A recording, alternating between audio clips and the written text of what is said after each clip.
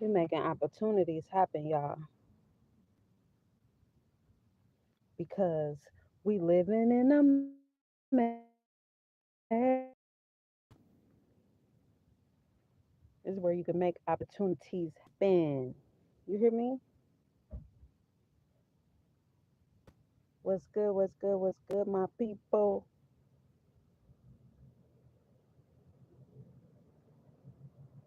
Uh-oh. Oh, wait a minute. All right, let me figure out how to do this again. How did I do that? How did I do it for? Y'all know y'all can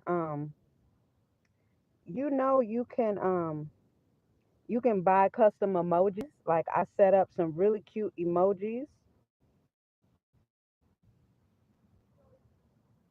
like that one. Let me show y'all some of these cute emojis. Loved it.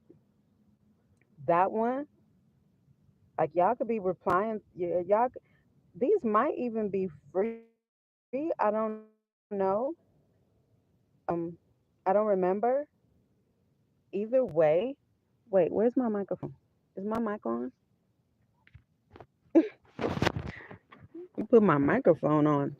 Either way, those are some emojis that here's the last one that your girl put together, right? So, um, that's not what the hell I want. Wait a minute, where am I? How did I do that last time?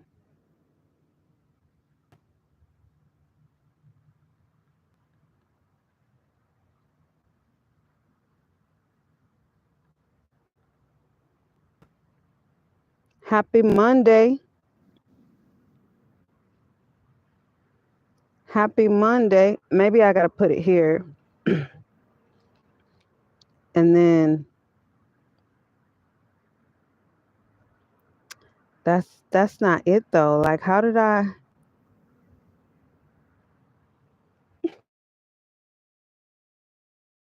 was good was good. I don't remember how I did that last time. What the heck? But check out those emojis. Check out those emojis and make sure y'all smash that like button, y'all. Y'all ain't gotta just gently smash that mofo. You hear me? What's good? What's good? You're so pretty. Thank you. I love family. That's what's up. That's what's up. So when I was younger, a teenager, I was like, you know what? There should be a difference. To me, there's a difference between family and relatives. And at 14, I was like, relatives are the people that were here, like the bloodline that I'm born into. Family are the people that I choose, like the people that are there, the people that fit the description of what we say relatives are. That was that was that was my take on it. That was my take on it for sure, 100%. Family are the people you choose. Relatives are the bloodline you're born into. Because you know why I decided that within myself as a young teenager? Because I have relatives that if they weren't relatives, I wouldn't fuck with them. I wouldn't fuck with them. Like we wouldn't be friends. You wouldn't get my phone number. You know what I mean? I got a cousin. She's an elder cousin. Like her daughters are one of them was my age mate. We were stair steps.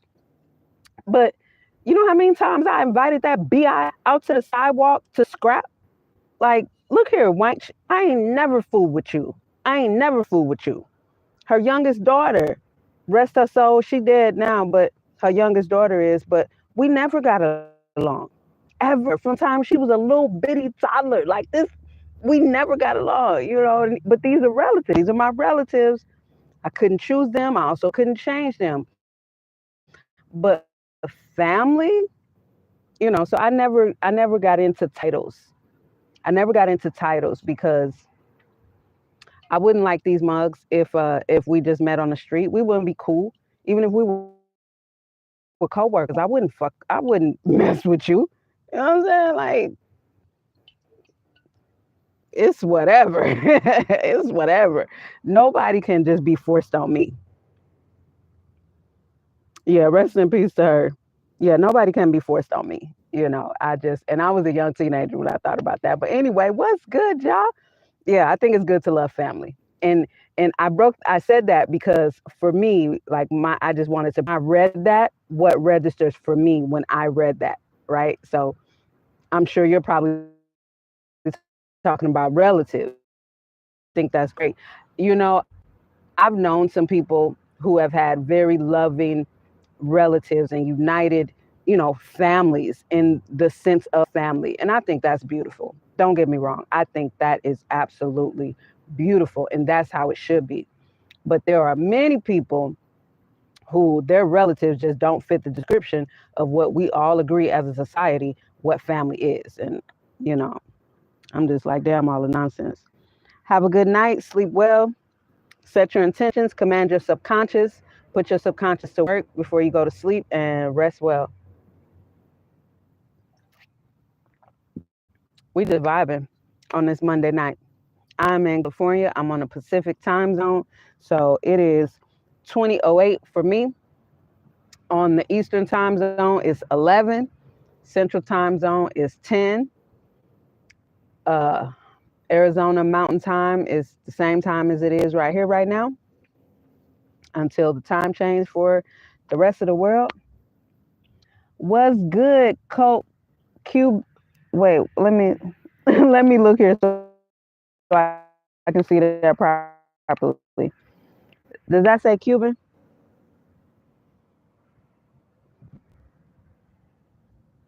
or Quan? Quan.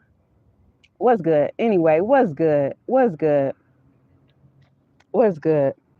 Just inside the mansion vibing with my lovely plants. You see, I got my lights going right now. Got my lights going. That's spider right there.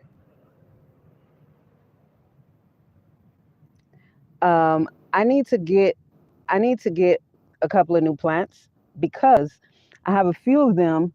Oh, thank you for subscribing. That's what's up. That's what's up. I appreciate that. Road to 10K. You feel me? So I gotta look. I've wanted one of these Birkin plants since they were way too goddamn expensive. All right, and it's dead. It's dead. I don't know what. It's dead. I'm so sad about it. But anyway, I gotta replace that. I also have a cactus that is dead. It looks like it imploded. Do you hear me? My cactus looks like it imploded. I don't know what the hell. Heard your head game is off the hook. I heard your mom's head game is off the hook. I'm trying to see what that mean like. You hear me? I'm trying to see what that mean like. What it do? So go talk to your mama about that head game. You hear me? Go talk to your mama about that head game. Look, cause your daddy say she off the hook. Your daddy say she off the hook. I'm surprised you didn't get swallowed. What the hell? You a lucky one, my guy. You a lucky one, my guy. Is it? You a lucky one. Cause from what your papa say, she swallow everything whole. You hear me? Whole. I mean,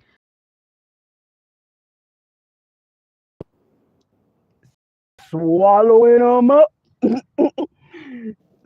Whether you ever been swallowed up? Your daddy say your mammy is off the chain. But look at my cactus. Let me turn my light up. Look at what happened to my cactus. Look, wait, that's too damn bright. I don't know what happened to my cactus, but it is not good. Trolls get deleted. Do you hear me, Rhonda? They got the right one, though. They got the right one. They got the right one. You know, I be having to give them the business before I get them up out of here, though. What's good? What's good? I've been letting them stay for a little bit because it's entertaining. I can dish it out. I can dish it out, so I give it back to them. Don't come in here talking about head game with your mama swallowing everybody whole. You got some nerve, bruh. You got some nerve. Am I single? I'm divorced. So yes, I'm single. I'm single. hmm I'm single. I haven't mingled. Bro got burned. Hey, what did DC Young Fly say? That kitchen get hot, boy. That kitchen get hot. You hear me? And I cook. I'm a scratch cooker, baby. That kitchen do get hot, especially when you cooking with cast iron on gas, baby. That kitchen get hot. Don't come in my kitchen. Don't come in my kitchen because you will get burned. I'm from the Show Me State, okay? We grew up joning on folks, and I'm a Gen Xer. Fuck around and find out. Fuck around and find out. Yeah, you got the right one. I will joan with your ass all night long. You hear me? All night long. And you got the right one. And I'm the youngest and the only girl. I grew up with brothers, and we're all Gen Xers. Baby, don't play with your girl, okay? Try Jesus, baby. Don't try me. Don't try me. Try Jesus. Don't try me. You gotta do what you gotta do with no problems at all. You hear me? No problems, no hesitation, no remorse. You hear me? I got no problems with it at all. None at all. Let's dim this light a little bit because you can't even see my lights back there. So yeah, I got to get a couple new plants. Also, my pilea isn't doing so well either. So I have 3 plants that I got to replace. Um, I don't know if I will end up replacing all 3 of them or if I will just get y'all know what I'm missing. I used to have a neon pothos. Right now I have a golden pothos. I used to have a neon pothos and I miss it so much. Like I miss that lime green being in here. So I might just get another neon pothos. I know some stuff. Sorry. Dang, why do I keep scrolling up? Dr. Disaster. Your dude loves them lime green pennies. Probably do. I don't know. I don't have a dude. I'm single, so. But you know what's funny? So in my early 20s, which was in the 90s, when dudes would ask me, because back then dudes, and then I'm from the Midwest where, men they approach women, you know what I mean? They weren't soft little sissy boys. So I'm accustomed to being approached. I'm accustomed to being courted. And so when a guy would come up and ask me, where your man at? Should I say, I don't know, probably with your woman.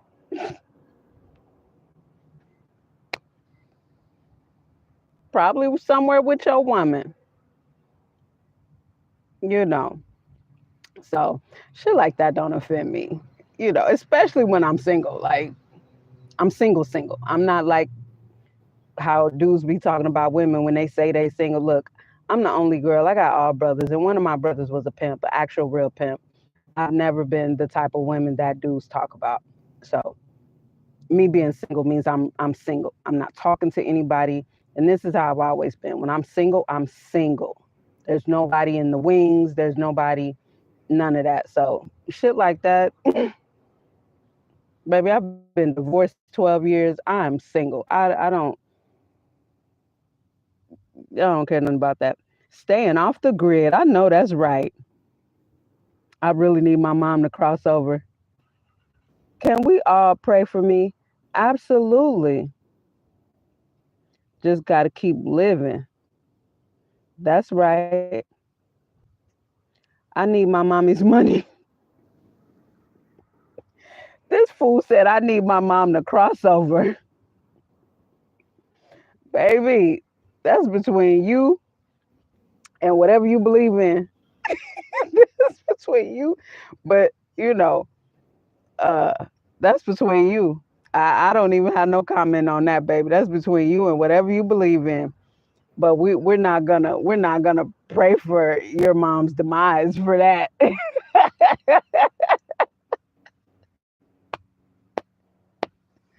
We're not gonna do that, baby. We're not gonna do that. We're not gonna do that. You know, I wish good health to all of y'all though.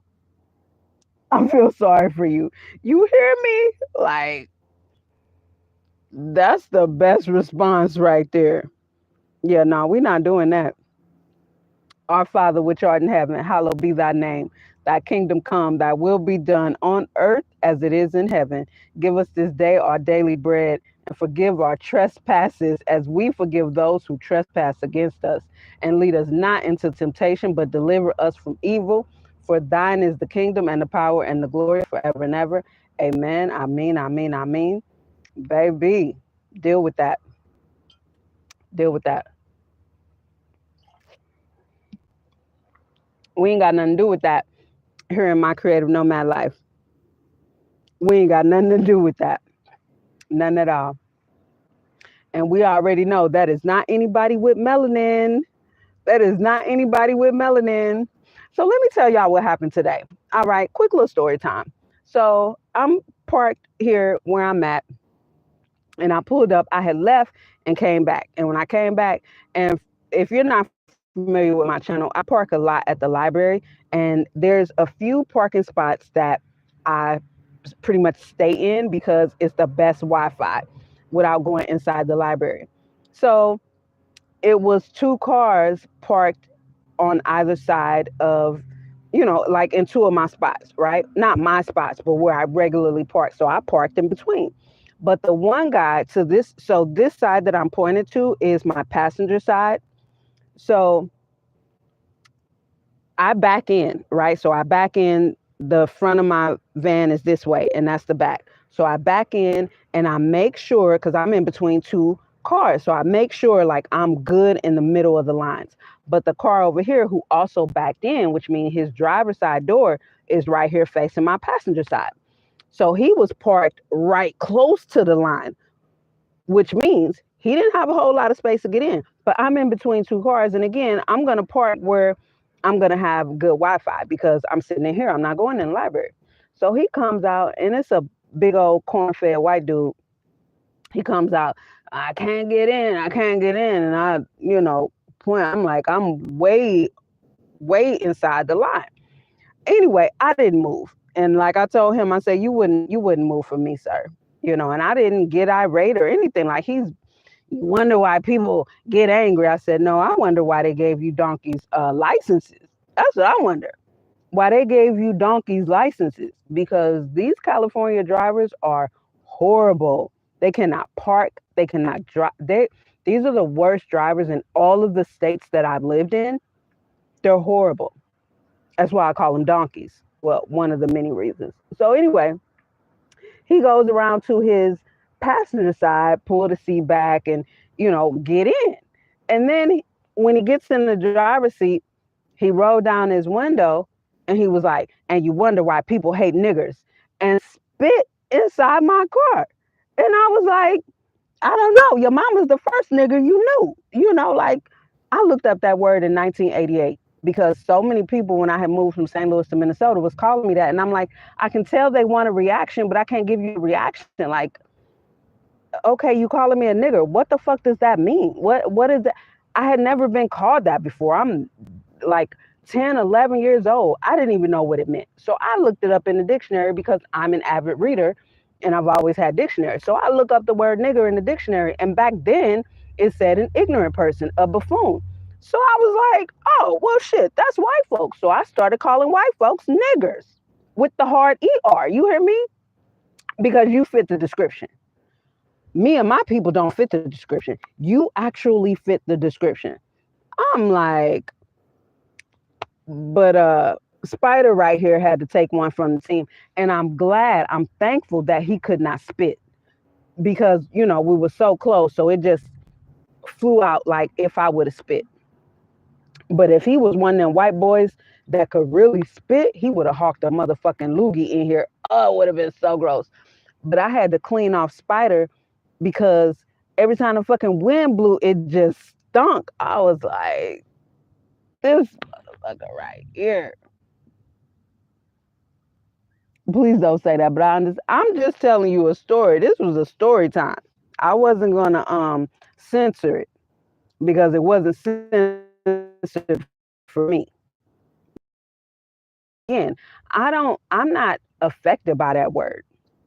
I'm not affected by that word. It's not, that's why I had to look it up in like 87 or 88 because I could tell that the white boys that was calling me that in Minnesota back then, they were expecting a reaction. And I just didn't know what reaction to give them because I don't even know what that means. And again, for somebody who is literate and articulate and,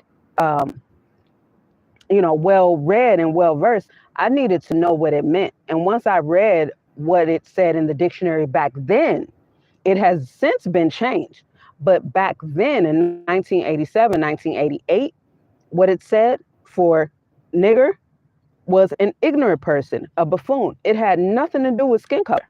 Nothing at all. None of the definitions had anything to do with skin color. So I'm like, they fit the description. Not me, not my people.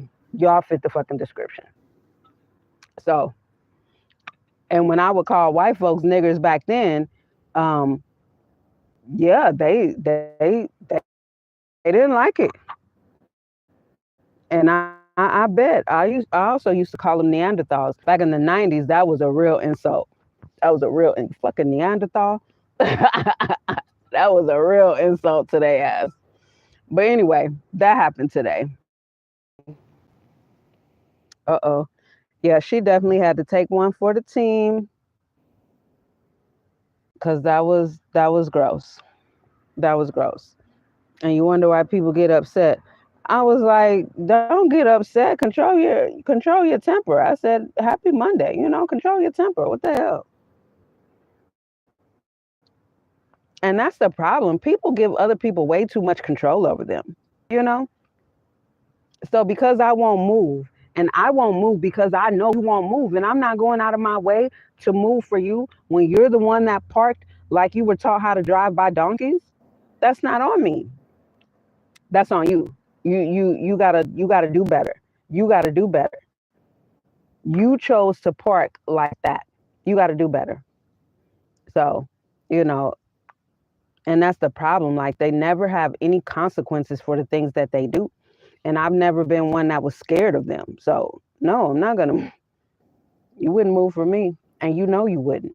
You know you wouldn't move for me. The same things you're saying to me about you not being able to get in your car, you would still be saying if the roles was exactly reversed. So, I don't know. Go move your bowels about it, but I don't care. I don't care. You might need to go to the bathroom, but I don't care. Jimmy crack corn, okay? But I got Spider all cleaned off. She doesn't stink anymore. Another good thing is that it was on this side, which is the foot of my bed, and not on this side. But the best thing is that he wasn't really a good spitter, or maybe his mouth was just that dry. Maybe his mouth was just that dry because he was struggling to get that funky shit out. So that's another good, that's just me. I always look at the bright side of everything. There's always a silver lining. So immediately when it happened, even when I saw it come out, I was like, oh, thank God. Thank you, God. Thank you so much. Thank you so much. Because had that been a motherfucking loogie, but Spider took that one for the team. I got her all cleaned up. She don't stink no more. Happy Monday. Happy Monday. So yeah, that happened. And I'm okay with that. I'm okay with it. So I wasn't trying to offend anybody, but I was just telling the story. I was just telling the unedited story. Cause this life we living in. This is life. So you take the good with the bad, the bitter with the sweet, and just view it all to your advantage. That was a prime opportunity for me to prove my character. And I did, because I'm not going to give you power over me to raise my voice or anything like that. And I know that's going to upset people even more when you're enraged and I'm not, because you don't have control over me. So that's just what it is. I control myself. That's it. Nobody else does. Nobody else. I don't care what happens.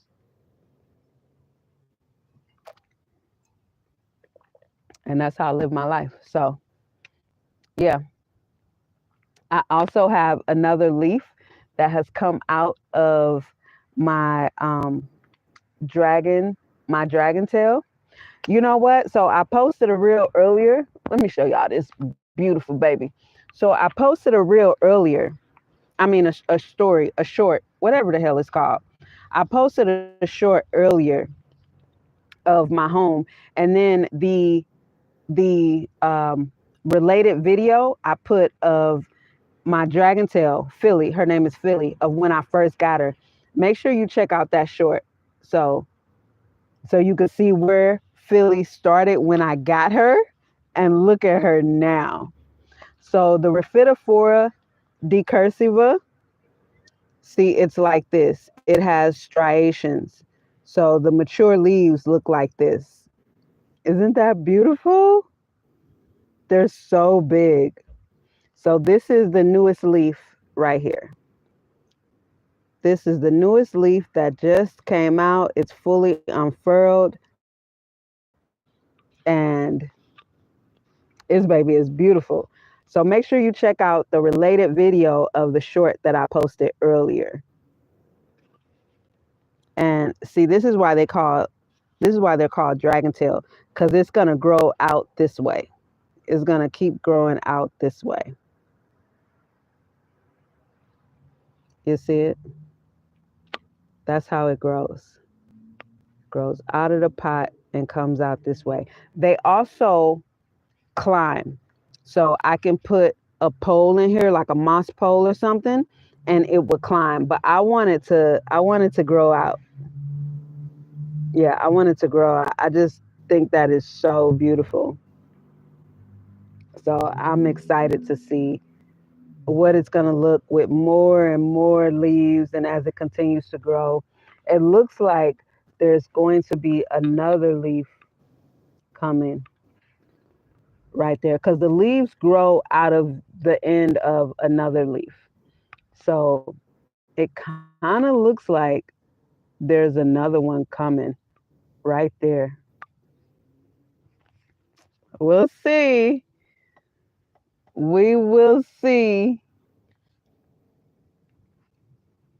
Yeah, I love my plants. And my plants love being van lifers. It may sound crazy, but they love being van lifers. They love living in a van. And since getting my new build upgrade and getting this done, they love being back here. They absolutely love being back here with me. The temperature is better back here. Like, my butterfly has grown so much, and there's two more leaves coming in right now. She's got two more leaves coming in right now. Look how full she is. Wait a minute. Let me show y'all this way. She's so beautiful. Make sure my camera, my make sure my lens is cleaned off. She is so beautiful. You got to see her properly. But look at her. Look at her. She is stunning. And so think I need more light. So she's got right there. You see that right there? That's a new leaf coming in. It just looks like a line, but that's a new leaf coming in right there. And there's another one. Is that it? Right there. There's another new leaf coming in right there. Because you see, these are two plants, right? So each one has a new leaf coming in right now. And she just finished unfurling two new leaves. I don't know which ones they are now. I think this is one of them. This is one of the newer leaves. But they look so good. And I also just repotted her in here a couple days ago. Her root system is so nice. Oh, she's healthy. She is healthy. So she loves being back here because all of my little plants, before I got this done, they would all sit in my front seat. Let's see. This one was back here already because you see how big and mature it is. And my spider was back here. And Philly, I used to have hanging in that window because there's another hook right there. So I used to have Philly hanging. And I had 4. I don't remember. I had another hanging plant, which I had to switch because when I got this done, I also did my bed and we lifted it up higher. So there's no space. Like there's just barely enough space for Spider right here. So at night, she sleeps up here. But when I drive, I put her on her hook. But before I got my bed upgraded, she stayed right here. We were able to sleep together on here. But now we're not. Now we're not. I have to sit her up here, which is perfectly fine. There's enough space for everybody. There's plenty of space for everybody. So we love it. We love it, love it back here. Absolutely. I'm telling y'all. Make sure y'all smash that like button when you come in and say hi to your girl. If y'all pop in, pop out, say what's up. Let me know who's coming in and out of here, and let me know where you tuning in from. We just vibing. We just vibing in my van. You know, just vibing in my van.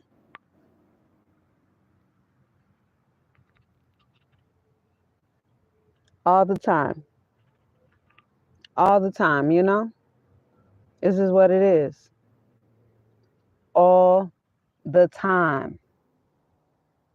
All the time. Good vibes all the time. So somebody gifted me this back when I was in the Mercedes mansion and I was on Instagram at the time. That page really blew up fast. So one of my Instagram followers gifted me this mug because I said I love owls. So they gifted me this mug with a chakra bracelet that had an owl on it and some owl socks. I still have the owl socks and I still have this mug. The chakra bracelet ended up breaking, so it had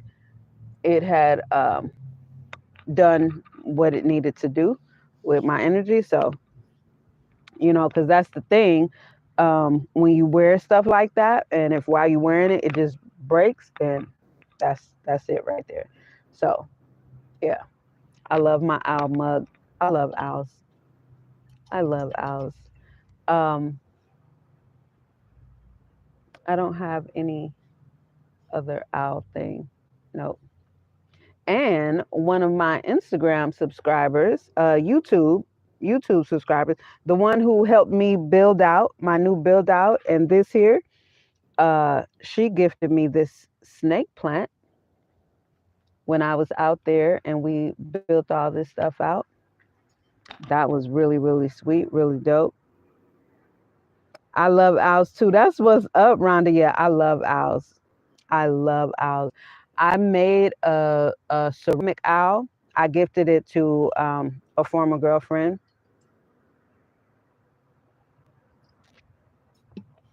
and I think I painted it purple.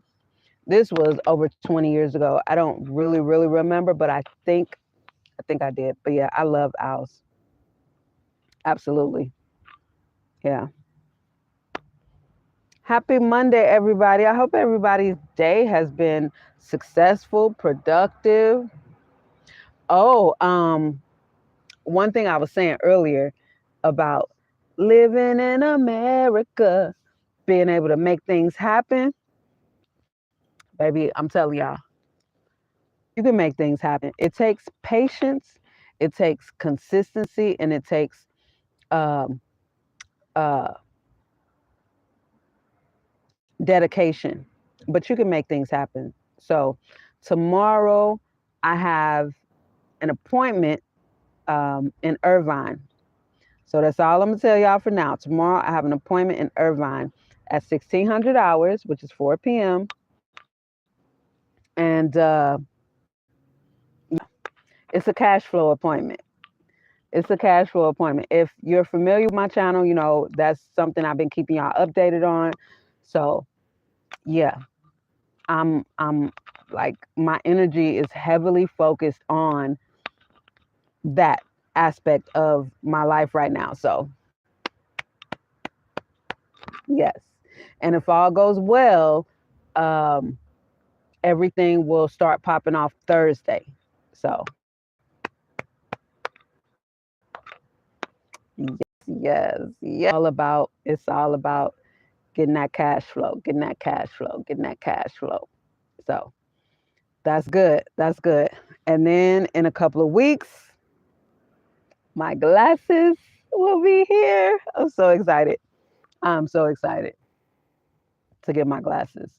So, and then shortly after that, the next thing is finding a barber to get my mohawk cut back. I'm so excited to get this hair off my head. I'm so excited. I'm so excited. So yeah, I'm gonna I'm gonna do it about like that. Yeah. So and that'll be nice because it'll be easier for me to just do stuff with. You know, I can get some braided hair and just braid sections, you know, just braid it, long braids. When I do that, I like to do color. So pink, purple, green, pink and white, green, you know, just colors. I don't try and match my hair. Yep. I'm so excited. Oh, I'm so excited. I first started rocking the mohawk in 2015. 2015 is when I first cut my mohawk in, and I love it. I love having a mohawk. Absolutely love it. So it fits my style so well. So well. And then it's so easy to maintain because I just use my trimmers to buzz the sides just to keep it clean. And I like it bald, like a traditional mohawk. You know what I'm saying? A traditional tomahawk. That's what I rock. Keep it. There we go. My connection dropped. My connection dropped. We back. We back. We back. We back. We back. My connection dropped. I was like, what's good? What's good? It feels so good having this breeze come through here, y'all. See, when I tell y'all, Michael St. John, GOP is the party for me, or is that GDP? Scary. What's scary? Don't live off scared and fear and all like that. What's scary? What's scary? What's scary? Don't be scary. Don't be scary. Don't be scary. Come on now. Don't be scary. Whatever's going to happen is going to happen. Don't be scary. So anyway, yep, the mohawk is coming back. The mohawk is coming back. So my goal is to get either 3 or 4 pair of glasses, because there's so many that they have that I like, that I'm just like, I gotta have it. I gotta have it. I gotta have them. So the most frames I've had at one time was 3 pair. So I'm probably gonna have like 4 or 5 pair this time around. And that means I'm gonna have to like really find a space for my glasses. I'm really gonna have to find a space for my glasses, because I live in a van, a minivan at that, not even a full-size van, but I live in a minivan. So I'm gonna have to find space to have all those glasses, you know? But I need them all. I want them all. They're just so cute. They're so cute. And it's nice to have multiple pair of glasses, you know? It's nice for different styles and different things like that, especially for when I switch up my mohawk with braids and stuff like that. Child, bye. Okay? Your girl is going to be switching out glasses the way most people switch off their panties.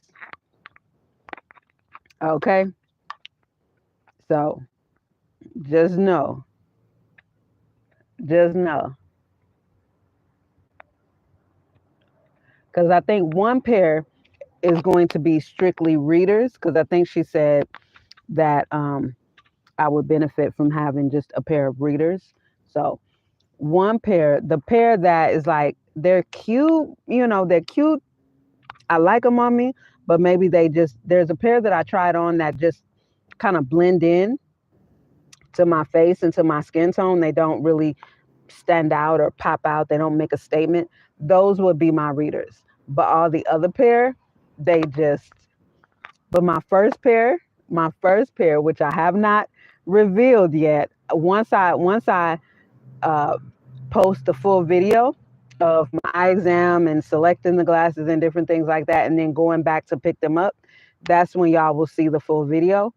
But the first pair, it was the first pair I laid my eyes on. Like, they just stuck out from the selection. And they were the first pair that I picked up, the first pair that I saw, the first pair that I tried on. I knew that was it. I just kept going back to them. So that is the pair that I selected and that I'm waiting for right now. They're so dope. They are so dope. I love them so much. Wait till y'all see them. And here's the thing too. I really, really, really want to have my mohawk when I go back for them. I want to have my mohawk, and not only that, but I want to have it braided. I want to have it braided, right? So I get my mohawk, and how I like to braid it. So I like to do big braids, but of course, like not big dookie braids, but I'll take this much hair. See, I'll take this much, and then I'll braid that. I'll braid that into my hair, right? Whatever hair I get. So it's not huge, but I definitely don't do tiny braids. I don't do tiny braids. So I'll do that into a braid.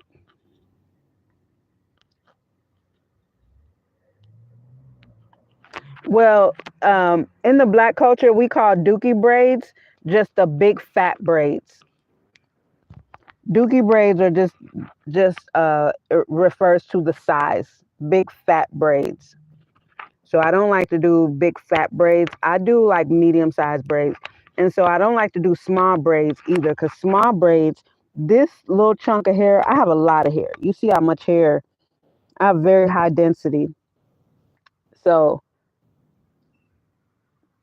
this can be braided into a braid or even less than that, right? And this can be braided into a braid. So I don't like a bunch of little braids. I don't like a bunch of little braids. I need braids.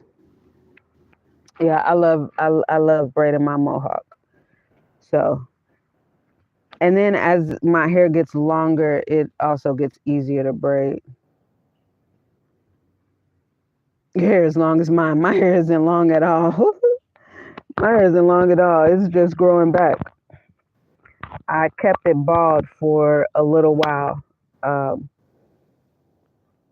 I just needed to get to closer to me getting out of California. So, yeah, I cut it all off my mohawk before because I had dreadlocks in my mohawk, and I cut it all off when I was in the mansion. And then I just kept it bald, kept it bald, kept it bald. And so I started growing it back. I want to say almost a year ago, I started growing it back. Maybe about 8 months ago or 10 months ago. So yeah, no, this isn't long at all. I have very high density. So I have a lot of hair per square inch. That's what the density is. So that little bitty patch right there, look at how much hair is in that little bitty patch. I have very high density. Liam, I like that name. What is you talking about? Fat braids and different braids. Do y'all stop pretending? I'm a licensed cosmetologist. It's called density. So the density of a person's hair is the amount of hairs they have in a square inch per square inch. And where did you learn English? What is you talking about? My mom would never. What is you talking about? It's what are you? What are you talking about? If you're going to come in here, you're going to have to speak proper English when you come in here. You're going to have to speak like an adult when you come in here. You're going to have to properly articulate yourself when you come in here. Don't come in here talking gibberish, okay? What is you talking about, Liam? What the fuck? I'm a 60s baby. I'm growing it out so I can retro back to my teenage 70s. Okay. I'm not mad at that at all. I'm not mad at that at all. That's what's up. Yeah, see, I haven't had a relaxer, and my daughter is 32. I haven't had a relaxer in 32 years. I haven't had a relaxer in 32 or 33 years. It's been a long time. You look amazing. How do you do it? Thank you, Seneca. I appreciate it. So, yeah, that's what's up. That's what's up. Yeah, your girl got a lot of freaking hair. And then there's some people that, so when I had it bald, you see where my little grays are growing in, right? And you see how they look. So when I had it bald, when I had the mansion, it was some troll that would come on my comments or on my live talking about, you don't see all that mess in your hair. You need to wash your hair. And I'm like, what are you talking about? So he commented and I looked at the video. I was like, that's gray hair. That's gray hair. What are you talking about? So then somebody said it on here on my live a couple of lives ago. Please wash your hair. I was like, baby, that is gray hair. Oh, and then I had a scarf on too. So they probably only just saw it like that. So, baby, that is gray hair. That is gray hair. Y'all need to cut it out. Y'all really need to cut it out.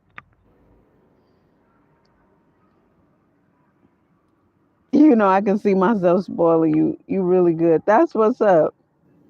Right. I'm not. I have.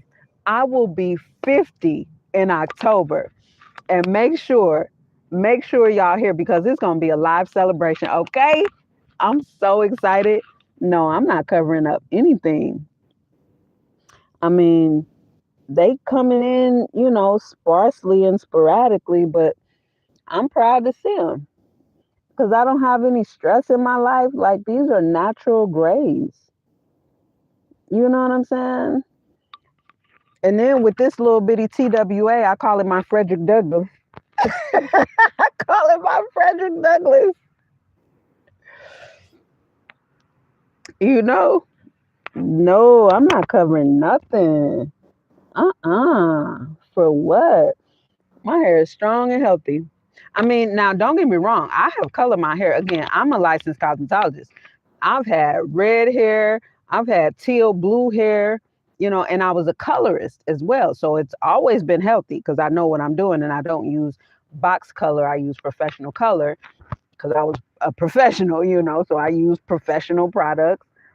Yeah, I've always loved to color my hair. I'm 44 years and don't cover nothing. You look young. I wish I had a wonderful woman like you to spend my time with every day. That's awesome. I am keeping my energy open because I know that I'm not going to spend the rest of my years post divorce just by myself. I'm definitely open. I'm in the 50s club too with too much gray. Go troll me if I'm looking like Frederick Douglass. I don't think I look like Frederick Douglass, but my hair looks like Frederick Douglass. To me, it does. To me, that's why I call this my Frederick Douglass. Because he just had some sparse grays like this, and then the little afro. Well, his was looked like it was a little bigger than how mine is right now, but yeah, I don't mind at all, honey. Nope, I don't mind at all. I'm excited to see. You know what I'm really excited about? I would love to see my mohawk just full silver. Oh man. But I'll probably have to be 150 by the time that happens. Because honey, these grays are not they're not trying to they're not trying to take over. They're not trying to take over at all. They are not trying to take over. They're just like, I'm gonna come in a few little spots, but I'm not trying to take over your whole head. You know what I mean? They're not looking like they're trying to take over. But we'll see. We'll see. They sprinkle through there, but we'll see. But that's what I would love to see. Had a little nappy, but it looked good. I ain't gonna lie. I don't know what nappy is, but it do look good. I ain't gonna lie either, but I don't know what nappy you talking about, but it do look good. You know, I never felt any like I love being black. I love being uh African descent. I love being uh uh uh Israel descendant. I love my kinky curly hair. I love it. I love it. And it's funny because Black American people are so caught up on hair because when my hair is either shorter or longer, depending on how I have it, or even just at this state, if I freshly wet it and it's moisturized, then people get to asking me if I got some type of texturizer or yada yada yada. Look, for somebody who hasn't had a relaxer in over 30 years, I've heard it all. I've heard it all. But the funniest thing to me is when people see my texture like wet or something like that, then they start asking if I got a texturizer, if I got an S curl, or if I mix with something. But then they see it dry, just moisturized like this, and it's nappy. Oh, that's funny. But you know what it always is? It's always soft, baby. It's always healthy. It's always strong. So I love it. It do look good. You right about that. You're right about that.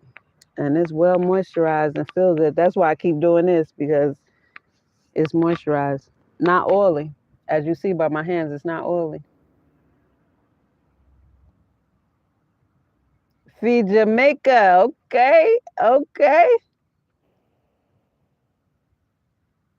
True that. I love being black. You know what I'm saying? Seneca say, I can see us at home together and playing soft music and having a cocktail and enjoying good music all night long. As long as that home is somewhere mobile. That's so funny. Head a little nappy, but it look good. I'm like, that's funny. That's funny. That's funny. But y'all gotta know, I love being a mobile dweller, you know? So here's my vision. Here's my vision for uh my next partner. And hopefully that'll be my life partner. I see us, and I see it being somebody either already a mobile dweller on their own in their own vehicle, or someone who is willing to make that transition, and we get something bigger for the both of us. Or like I say, he already has his own thing and we just kind of start traveling together. Somebody who also has that entrepreneur spirit, either they already have something going on that they're trying to get started or already started, but also have just more ideas or bigger ideas, and can help me implement my ideas or help me execute on my ideas, and just us building that life from there, saving up money, making investments uh, into income producing assets, and then after 5 years, 5 to 7 years, I see us buying a plot of land somewhere, residential agriculture. That way, a portion of that land we can build some sort of agricultural business off of, not just a residential plot of land, but agricultural residential, so where we can build on that, and then just continue to grow from there, as far as educating people on the land, as far as farming, creating some type of little school for children to teach them how to grow their own food, grow a business, starting the shelter, that idea that I've had since my 20s. That's what I see. I definitely don't see me with somebody just sitting in some home, just being a W-2 slave and just dying. I'm never going back to that. I'm never doing that. Never doing that. That's what I see.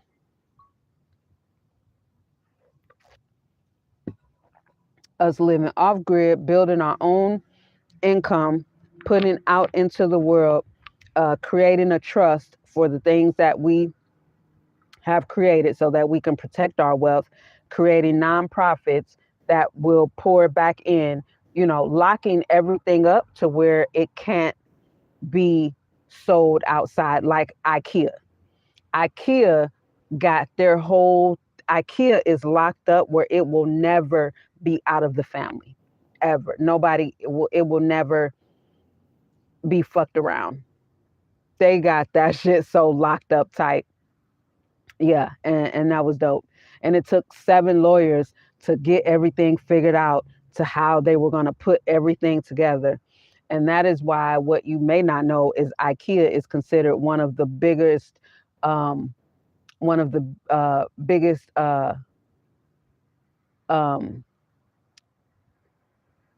philanthropists, like donated, make the biggest donations because of how they have everything set up with their foundations and everything. And it all just pours right back into the business, the family business. That's what I see.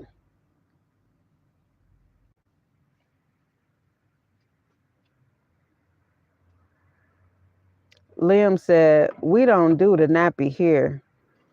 England, we get embarrassed."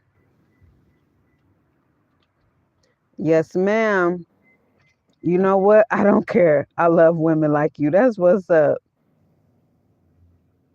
That's what's up. Which country? Which country for what? I'm in the US. Ivan said, if Ratchet was a person, you must be talking about yourself, Ivan. You must be looking in the mirror. Well, I'm going to tell you about me. I have 2 jobs, playing drums full time, and do cartoon characters full time for Kids Part. That's what's up. I can utilize that cartoon character skill. Full time kids parties and everything. I have my own business, and I want to have a great woman to help. That's what's up. Have you been married before? Yes, I am divorced. Maybe IKEA is not. That's probably not the word, but yeah, if you know how IKEA have everything set up, then you know what I'm talking about.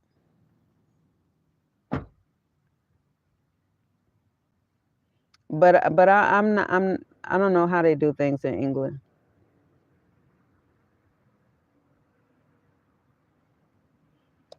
Yeah, I'm divorced. I was married to a West African man.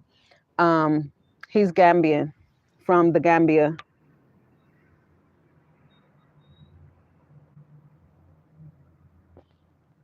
Do a 360 of my head. I have it. I have it going up like that. You could probably see from the side. So I brush it all up.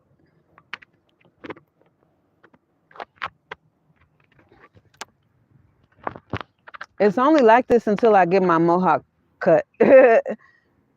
Is no offense taken. No offense taken. No offense taken at all, Liam. Why would I? Why would I? You're in England. Why would I take offense to anything that you say? To anything that you say, I wouldn't. Trust and believe, I wouldn't. The hell? So you don't have to worry about offending me. Let that be the least of your concerns. Seneca, then I love you for a wonderful woman to come home to. Then I love for a wonderful woman to come home to a house with rose petals and music playing in the background and me to lay you down. And you know what? That's funny. That's funny. Hey, Shay. Um,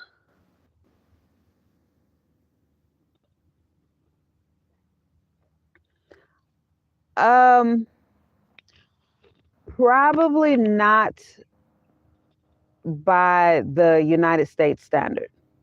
I would marry in an African cultural way, uh, but I probably wouldn't get married again in the traditional Western way.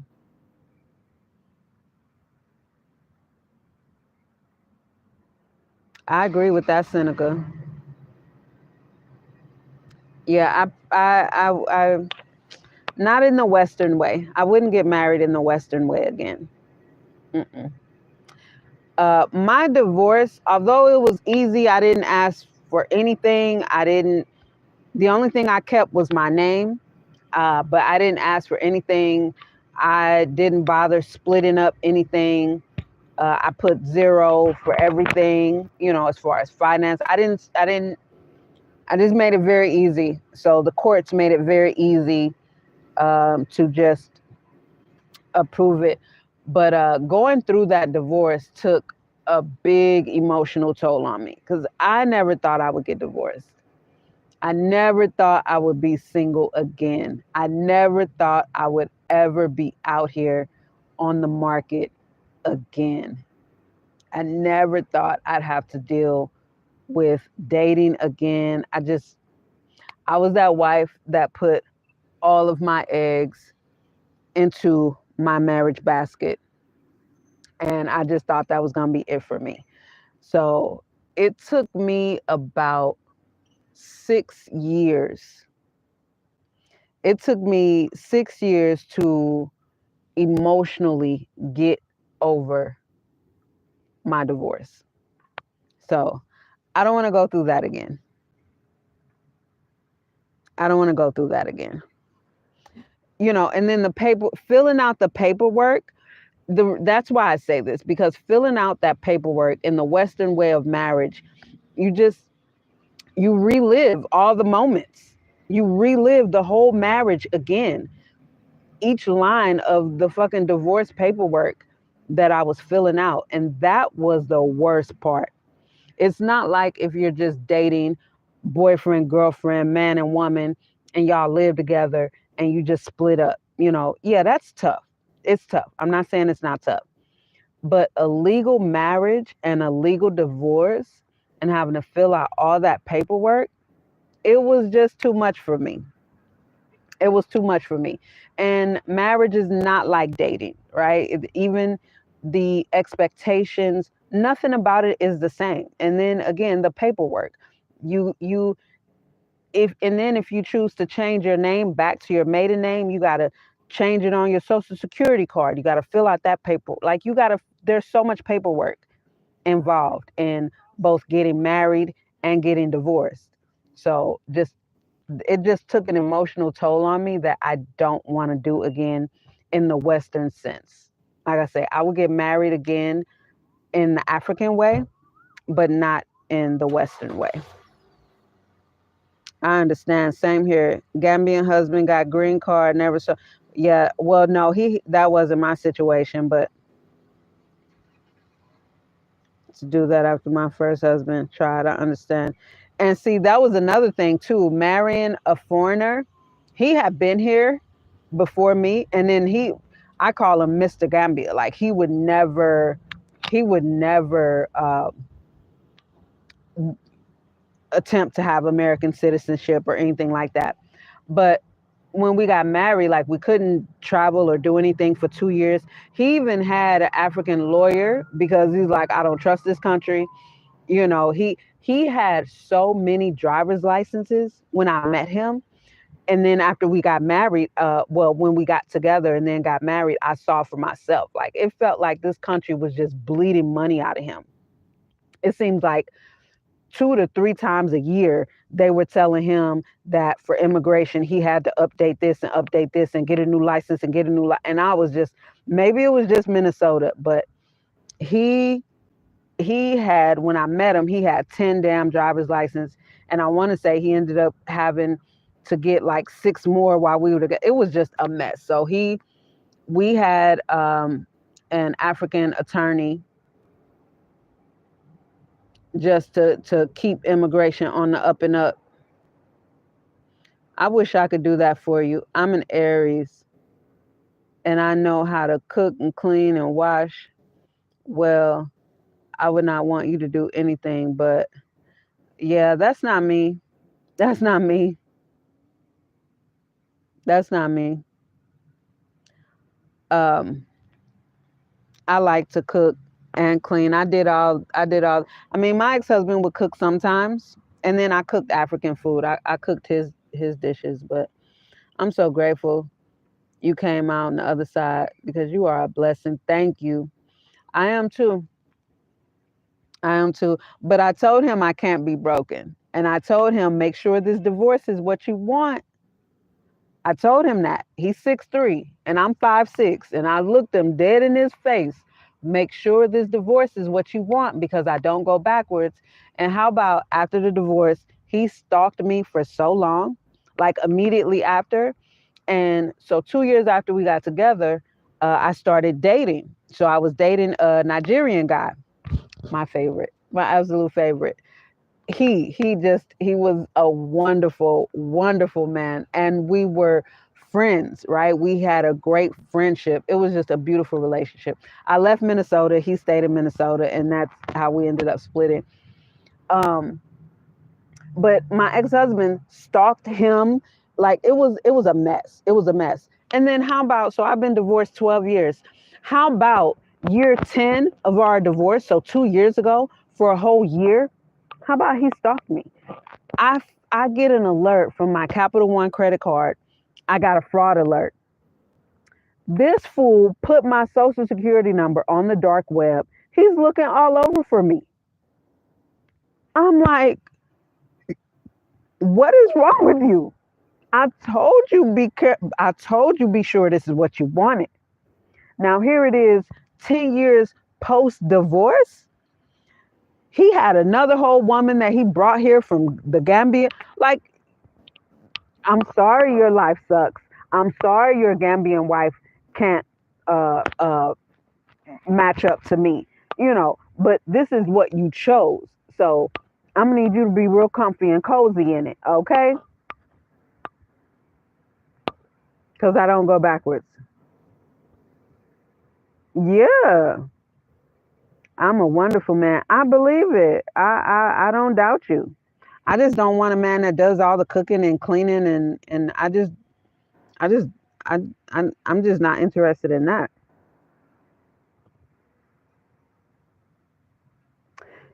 After him, I decided to go short.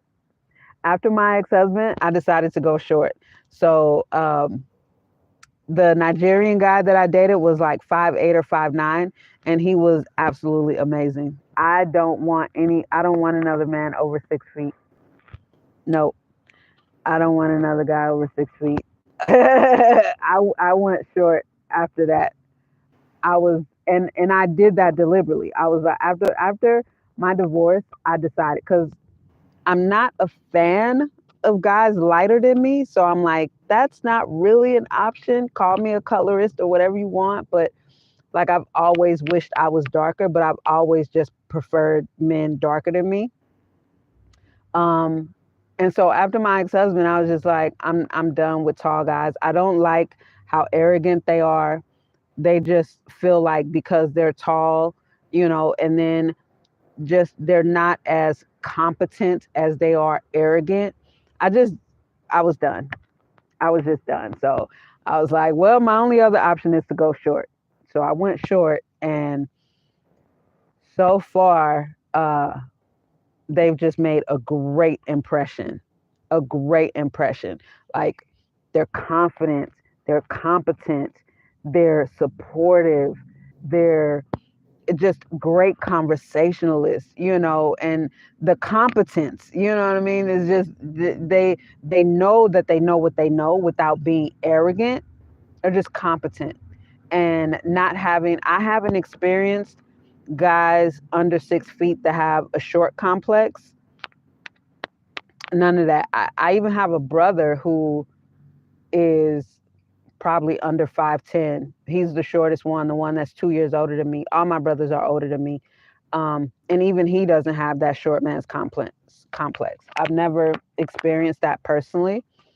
But and as far as, the intimacy department, no problems there. They by far are not short men.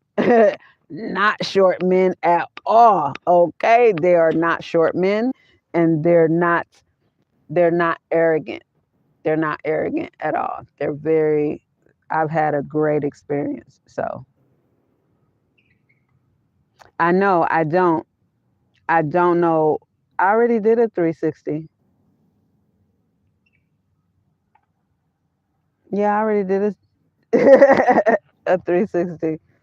So I'm just, my heart is open. My heart is open. I'm not looking, but I am open. I'm not looking, but I am open. So that's what's good. That's what's good. When it comes, it comes. When it comes, it comes. You know? So that's what it is. Yeah, honey, anything's possible. Anything's possible. Because when I tell you this fool stalked me. Something terrible. Something terrible. And when I was still in Minnesota, he even hacked into Kelvin. Kelvin is the name of the Nigerian guy that I dated. He even hacked into his medical records. He hacked into Kelvin's medical records. Like he's got connections. He's got connections. He knows some other Gambians that can, they know IT and they can get stuff done. He would hack into my Facebook page. I would be on my Facebook, guys. I'm on my Facebook and I get a notification. So I check the notification and it says, Lamine Makalo accepted your friend request. But I didn't send Lamine Makalo a friend request. He would hack into my Facebook, send himself a friend request. I'm just like, this is crazy. This is crazy. This was shortly after the divorce. This is crazy. And then he asked me one time after Kelvin and I was dating, because he was, I'm telling you, he was lingering. And he was like, what?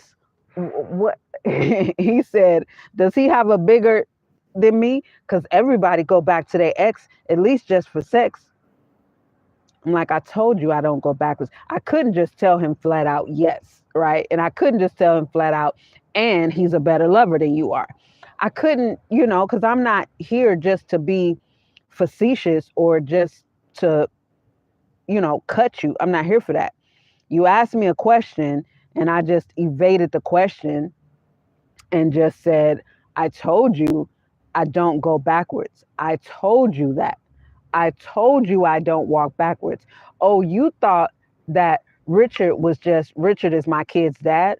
And even after 20 years, Richard was still fucked up over our breakup. But my ex-husband thought that it was he was just maybe some lame American, But I told him all of my exes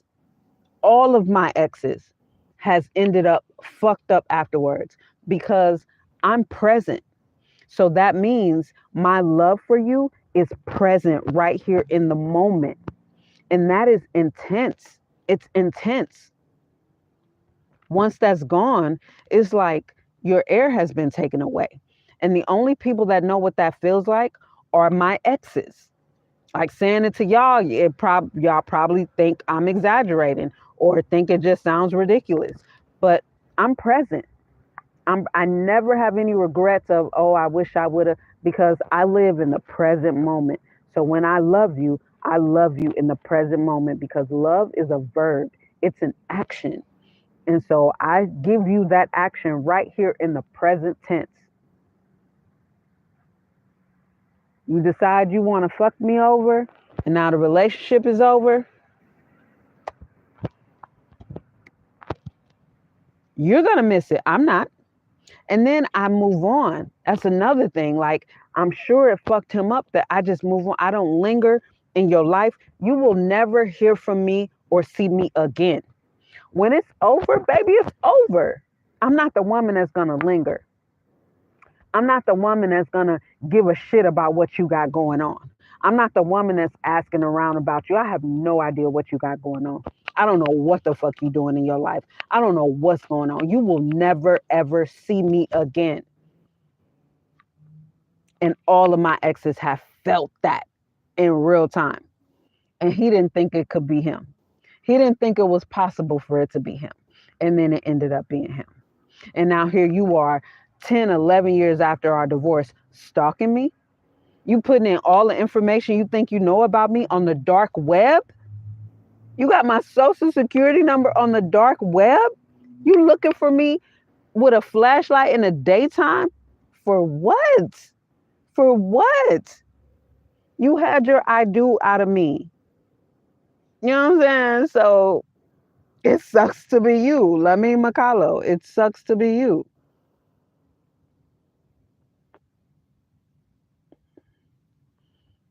Yeah, I don't go backwards. I don't. Definitely. That's another thing. Yep. Do it matter about size or not? It doesn't matter about your height, long as it's a woman like you, sweet and loyal to. Yeah, I'm very loyal. That's a fact. I am very loyal. It's at this point, Seneca is just a preference. At this point, I don't want to date a tall guy again. At this point, it's a preference. And I first created my standards when I was 19, after my kid's dad and I broke up. And I have added to my standards, but I don't go back on them. Like I'm just I don't want a guy over 6 feet again. No. Everybody I've dated up to my ex-husband, everybody has been over 6 feet because that was my preference. My preference was over 6 feet. That's what I liked. So from my kid's dad, who was my first, to everybody. So I'm just over it now. I'm after my divorce, I was like, you know what? Never again. Never again. And so I'm not going back on my word. Wow. Well, I understand you very well. Yeah. Yeah, I'm not going back on my word. I would be hard pressed to do that. Very much so.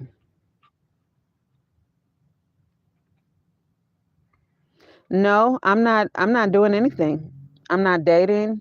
I'm not doing anything. I'm just focused on um me making the transition from being self-employed to business owner.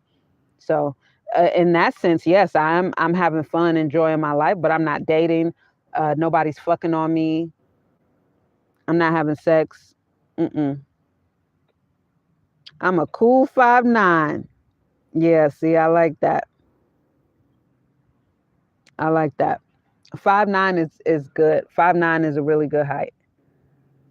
I think 5'9" is a good height for a man, personally. I think 5'9" is good. Yeah. So that's, you know, under 6 feet is my preference now. And I've been very satisfied with that. But no, I haven't dated in years. That's not my focus. That's not my focus. Um, I spent a little time.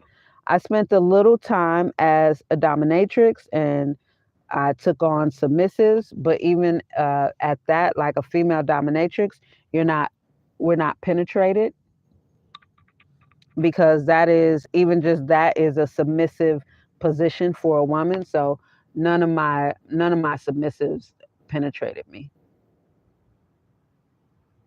Gotcha. Well, that's what I'm doing. Focused on playing drums. That is so awesome.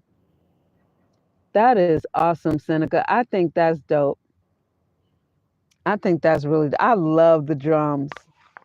I don't play. I don't play. I just love the drums, and I love to watch people play the drums, and I just think it's dope. That is a badass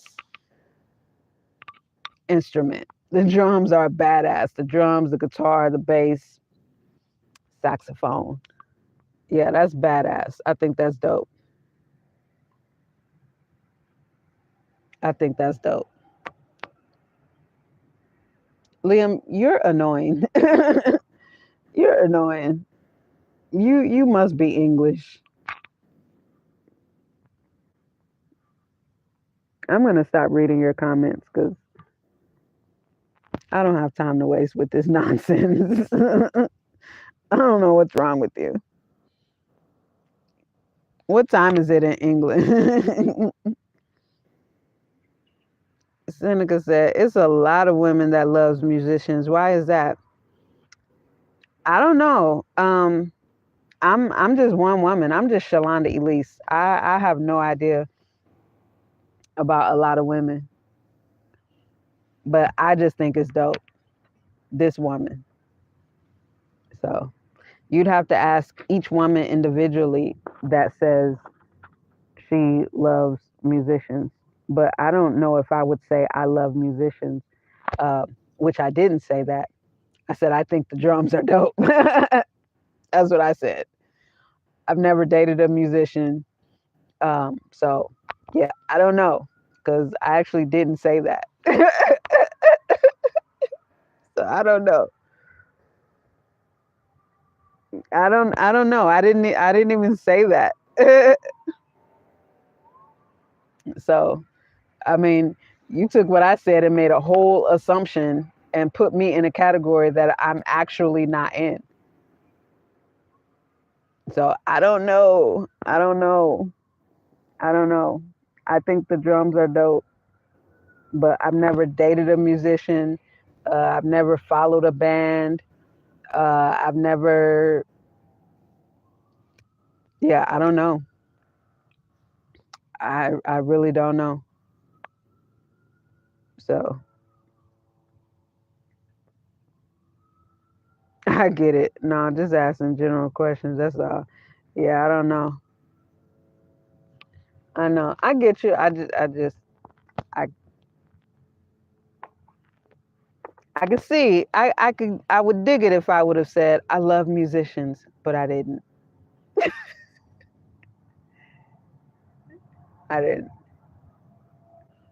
And I'm very literal. I am really literal. So. But nevertheless, I think it's dope that you play drums. I'm saying that specifically. I think it's dope that you play the drums. I think that is very, very dope. Very dope. My client, um, so the last two clients I have, they're attorneys. And the wife, she has her own practice, and the husband, he's a partner. But when he was in college, they had a band and he was the drummer. So in their house right now, he's got his drum set still. He was dope too. Like I ended up listening to their CD because I saw the cover of it on the refrigerator and I had to look it up. I was like, damn, y'all were dope. One of his drum solos, I swear it sounded like Prince. It sounded like Prince. Like I was like, okay, Andrew, you were dope. You were like their band was pretty dope. Pretty dope. Yeah. I listened to their whole CD on YouTube Music. It was really dope. Yeah. And he looked what attracted me to the um CD cover is because I looked over and it looked like Paul McCartney. I was like, because I had just saw something about Paul McCartney on YouTube, I want to say earlier that day or the day before. So I looked over, so I had to go closer. And it was him. I was like, damn, you resemble Paul McCartney when you were young, big time. So yeah, that's really dope. Well, for me, it's rough. I play drums full time for 5 churches, and women come up to me, ask me like, "Can I take you out?" And I always not try to go out with these women. I don't blame you. I don't blame you. You know, church women have a it's a real they have a notorious reputation. Church women have a notorious reputation. So I don't know. I can't speak on it. I can't speak on it. I don't know, but that's interesting. I don't know what it is about the drums or musicians. Uh, the drums is one of those air instruments that everybody play. The drums and the guitar. Everybody is a air drummer. You know what I mean? And it's something just about the it's just something about it. The drums are fucking dope. And then just the rhythm and just everything about it, the hand coordination, everything about it. Everything about the drums are dope. Sheila E is a badass drummer. Prince is a fucking badass drummer. You know what I'm saying? Michael Bland, that was his drummer in the NPG. Michael Bland is a badass drummer. Even watching him play at what you call it? Every white dude is like Paul McCartney. But because the reasons why I turn them down is because I can't get hurt anymore.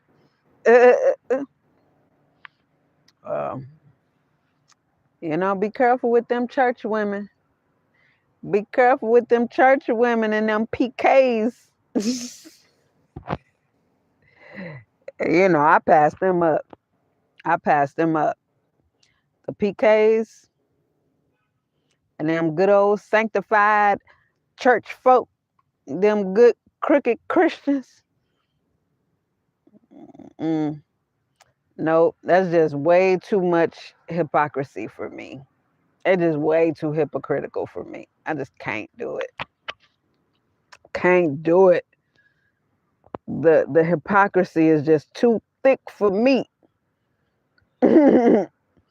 It's just way too thick for me. So, but yeah, guard yourself. Guard yourself. And you in there, what you say you play for 5 churches? Full time for 5 churches? Wow, that's a lot. That's a lot. That is a lot. So I don't know, but you know, don't start me the line. I don't know. I don't know. I don't know. I don't know. But that's dope. That's really dope. And especially the cartooning. So dig this. So I have this idea of, well, one of the things I wanted to do, I wanted to start a YouTube channel. I wanted to start a animated like a faceless YouTube channel. And I was like, okay, who do I know that draw? Well, I don't know anybody that draw. One of my girlfriends from beauty school, her daughter draw real good, and you know, like her own style, which I think is really dope. But then I'm like, okay, well, what would it cost me to go to like Fiverr or Upwork or to hire somebody? And then what are the chances that I would get something creative and nice? So yeah, I wanted to have a character drawn for that. And then also a separate thing I was thinking about was characters drawn for a book. So yeah, I think that's really dope. I would love to be able to utilize that and, you know, possibly commission you for some work with that. Cause that would be dope. That would be really, really dope. Especially for the book. Like that might be better. And then of course you'd be listed as an illustrator, you know, so you would get some royalties from the books.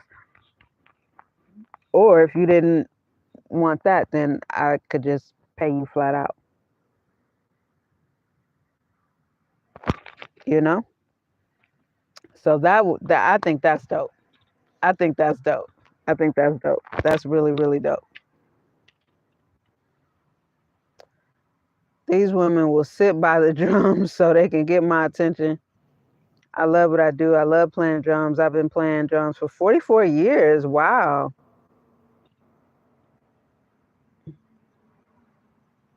That sound like them good old church women.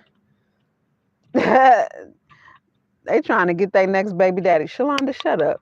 Shut up. Shut up. Shut up. Shut your mouth. I don't know what to tell you, Seneca. Guard yourself. You got to be more careful. So, But that's what's up. Um, Let me know what you think about that. If you would be, because, as far as you drawing the cartoon characters, I think that's dope. I could actually utilize that. I've been uh, needing that skill. So we could either partner up and you could be listed as an illustrator.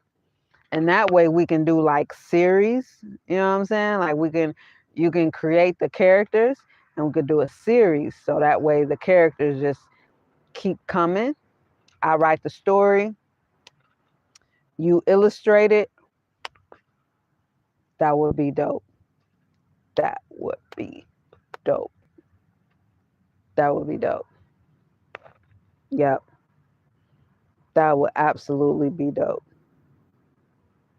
Or like I said, I could just commission you each one. Just pay you whatever your rate is flat out and then just do it like that. That would be dope. Yeah. So let me know. Nah, if I saw you, then I would come to you and talk to you, take you out.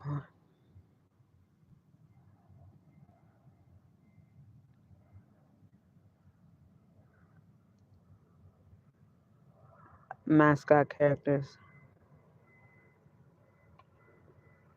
Well, it was just an idea. It was just an idea. Yep. I got to put it out there because that's how things come back to me, you know? So it'll come. It'll come. Mm-hmm. It'll come for sure. But that's what's up. Keep doing what you're doing. Keep doing what you're doing. Keep doing what you're doing, my man. My hot chocolate is empty. Keep doing what you're doing. That's what's up. And keep protecting yourself. Keep guarding yourself. That's so funny. That's so funny. That is hilarious. I understand. No pressure. Hi. What's good? You know how Mickey Mouse do kids parties and dance with the kids? Yeah, that's what I do. That's what's up. How you doing, no name?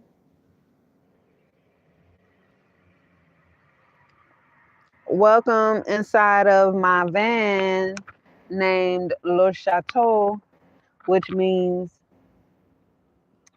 the castle. I love your room. Thank you. It's very cute. So that's my ceiling. Queen with the crown, I be down for whatever. This is Spider. I have my door open right now. That's Spider. And this is my, what you call it? My snake plant. That is, that's Jade back there. Let me give you a proper view. That's Jade right there. She's got some shells in there. This is my pink sangonium, my butterfly pink sangonium. This is Philly, my Rhaphidophora decursiva. That's Philly. She's got another new leaf just came in. Look how shiny it is. That back there is Pilea. It's an aluminum plant and I think it's dying. That is my Mexican fence post, which is dead. I turned it around, but on the other side, it's not doing well. And that is Berkey, my philodendron Birkin, and it's dead too. I don't know what happened. And that there, hey Quan, and that there is my those are Sangoniums. And then those are my golden pothos.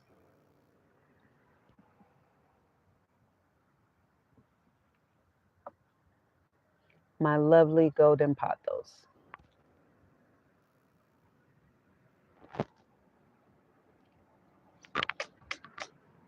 Yeah. I've been watching for a minute on my TV, but logged on my phone to say hi and give you another thumbs up. Thank you. Thank you. Thank you. McDonald's would be good right now. Oh, no.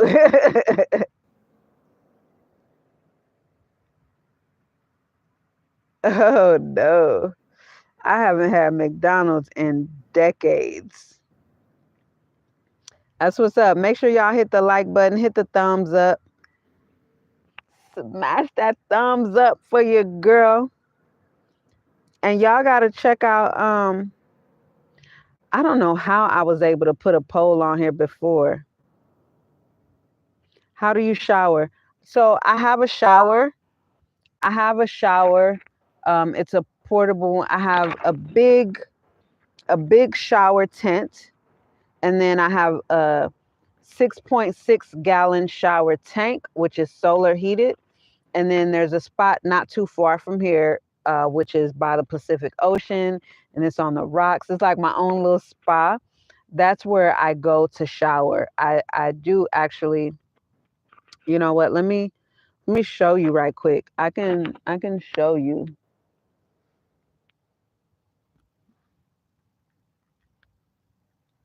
I can show you actually. Give me 1 second. I'll show you my setup. It's pretty cool too. It's a pretty dope little setup. It's very convenient, it's very easy. And so um, I put my shower tank on the roof. And okay, here we go. And I let it warm up a little bit. There's a gas station, a Chevron gas station. It's Chevron um, Extra Miles. It's an Extra Miles gas station, and they have free water and free air. So I fill up my 6.6 gallon shower tank there.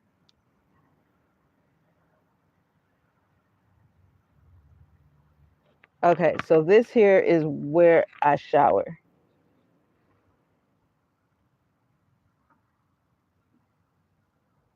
This is just a little, wait a minute, this might not be.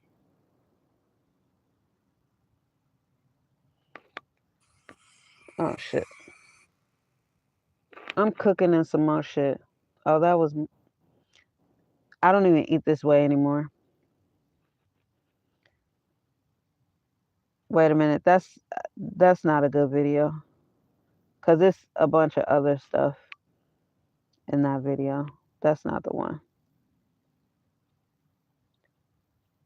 I want to go to one where it's actually of my shower. Okay, here we go.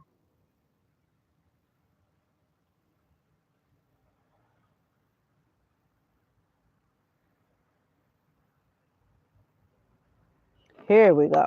All right, so here's one. Here's the video.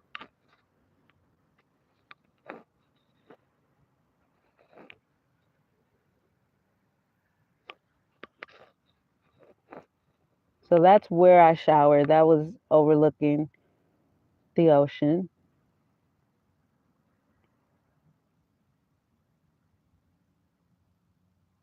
That's my intro.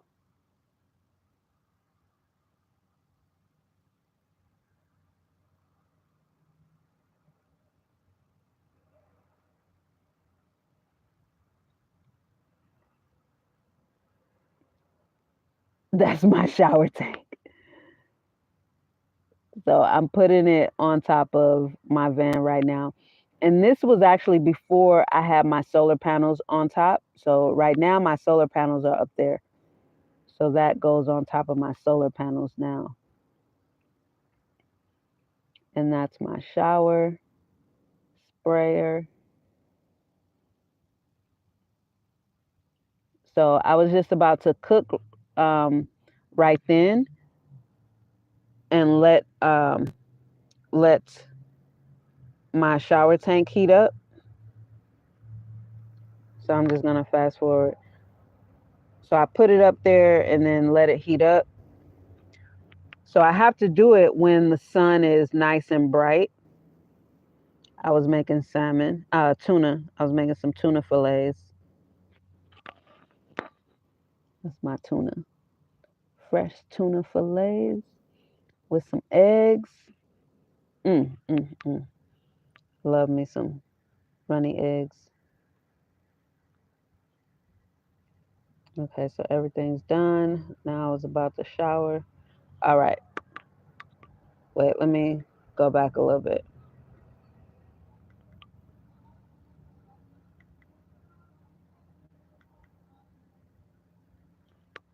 Okay, so that's my shower tent.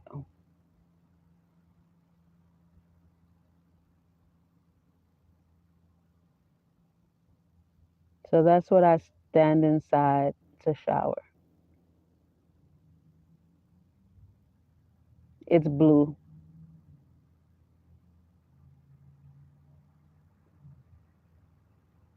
So now I'm inside of it and I bring my sprayer in and zip it all the way up.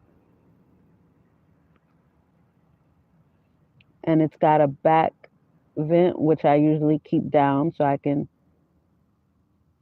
not necessarily see out, but just have some air coming in because it would be hot in there with the sun just beaming down on me. And it's all enclosed, and see, it's on the rocks.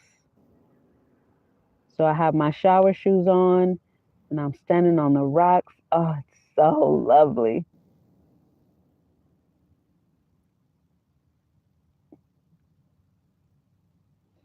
I don't know what I was saying. Oh, it was so nice. So, that's how I shower, and this is where I shower.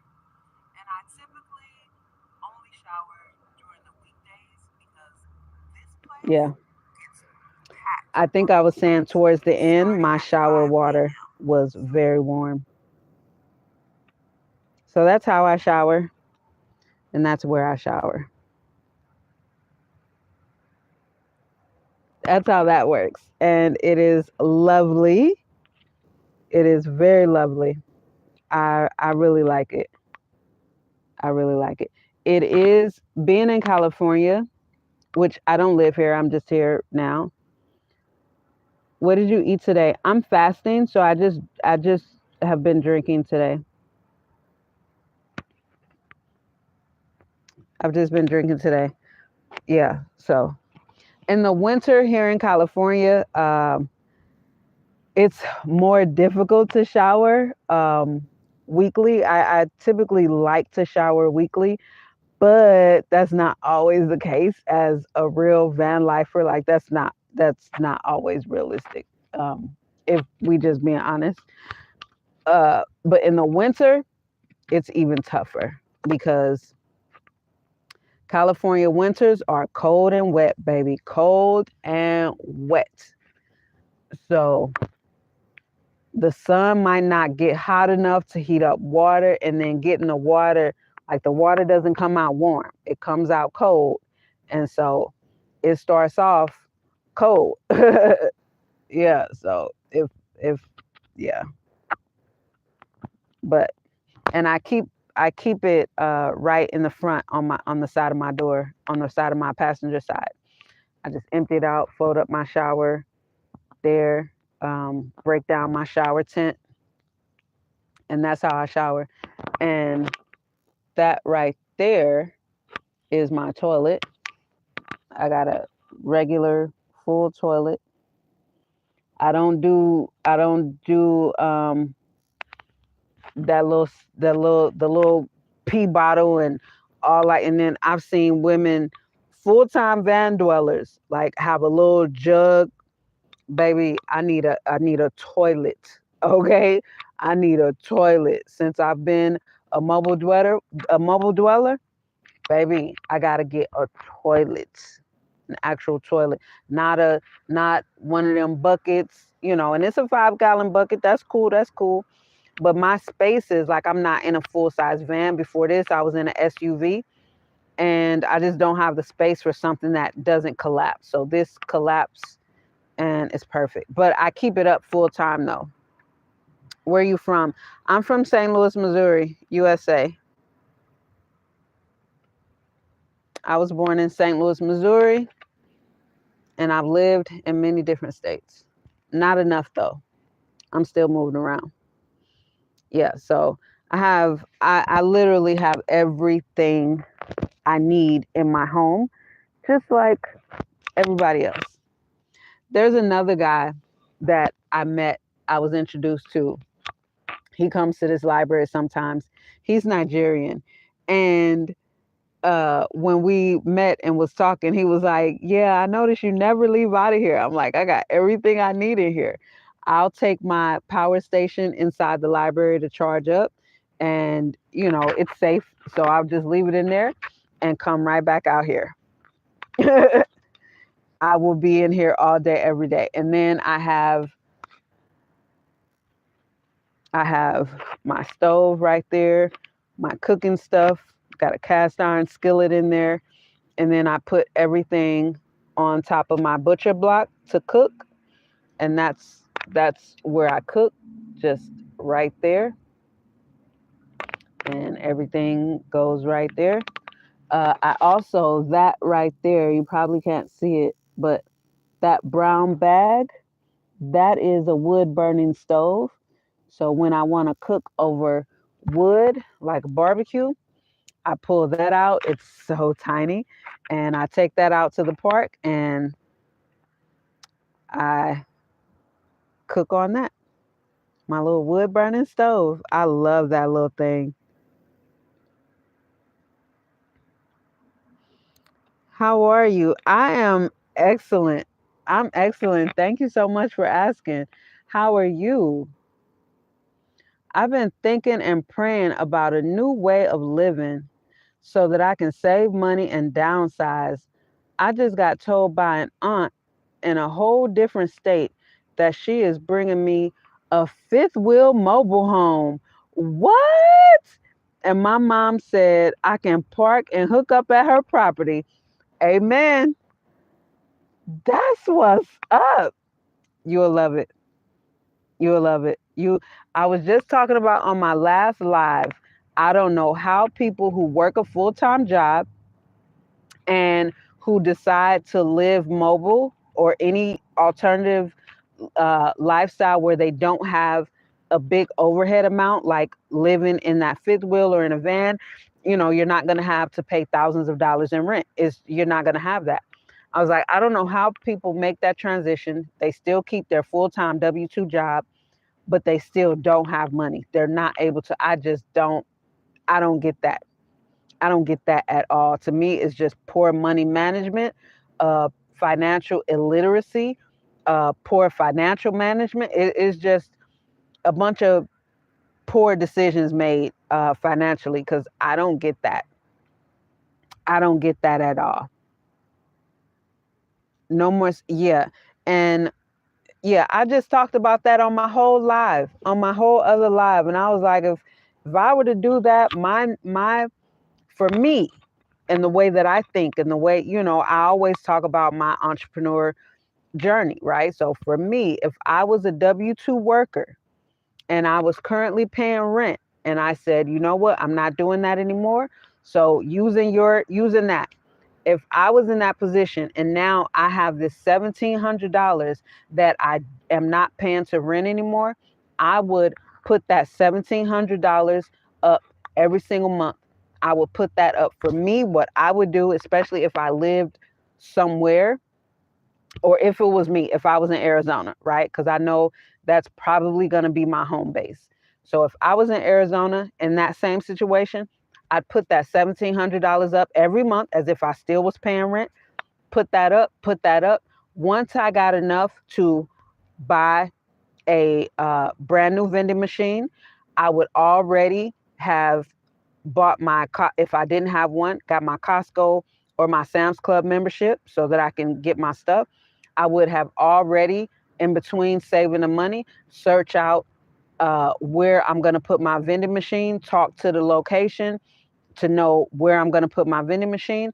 I would put away the money that it would cost to get a mover, maybe from the company or whoever, to when I buy my vending machine, I take it to the company and to buy my products for whether I'm getting a beverage vending machine or a snack vending machine. Like, I would still put that $1,700 up a month for something. If it wasn't that, then I would stack it away, stack it away, stack it away to buy a 16 unit apartment building. Whatever income producing asset I would do, I would put away that rent money every month as if I still got to pay that rent until it's enough to buy whatever income producing asset because my next goal would be to replace my income.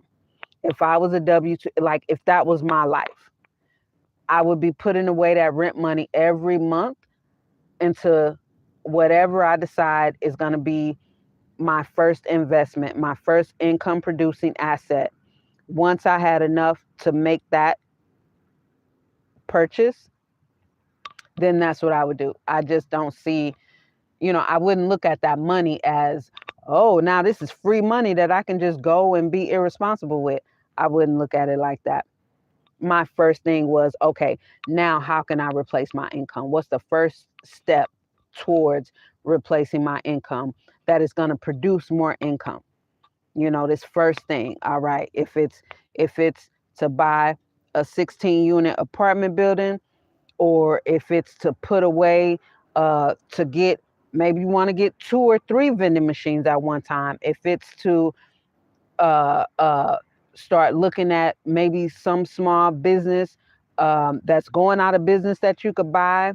If it's to, hold on, if it's to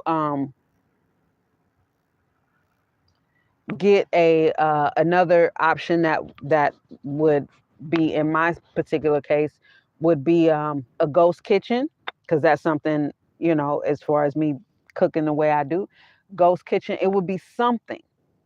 I just don't get it. I'm from Germany. We have enough money. That's what's up. I just found out. I knew I was talking to the right person. That's what's up. Well, I just, you know, that's excellent. I hope you put that $1,700 up every single month as if you still had to pay rent, and then just figure out what's going to be your first investment that is going to start bringing in drips of income. What's going to be the first thing?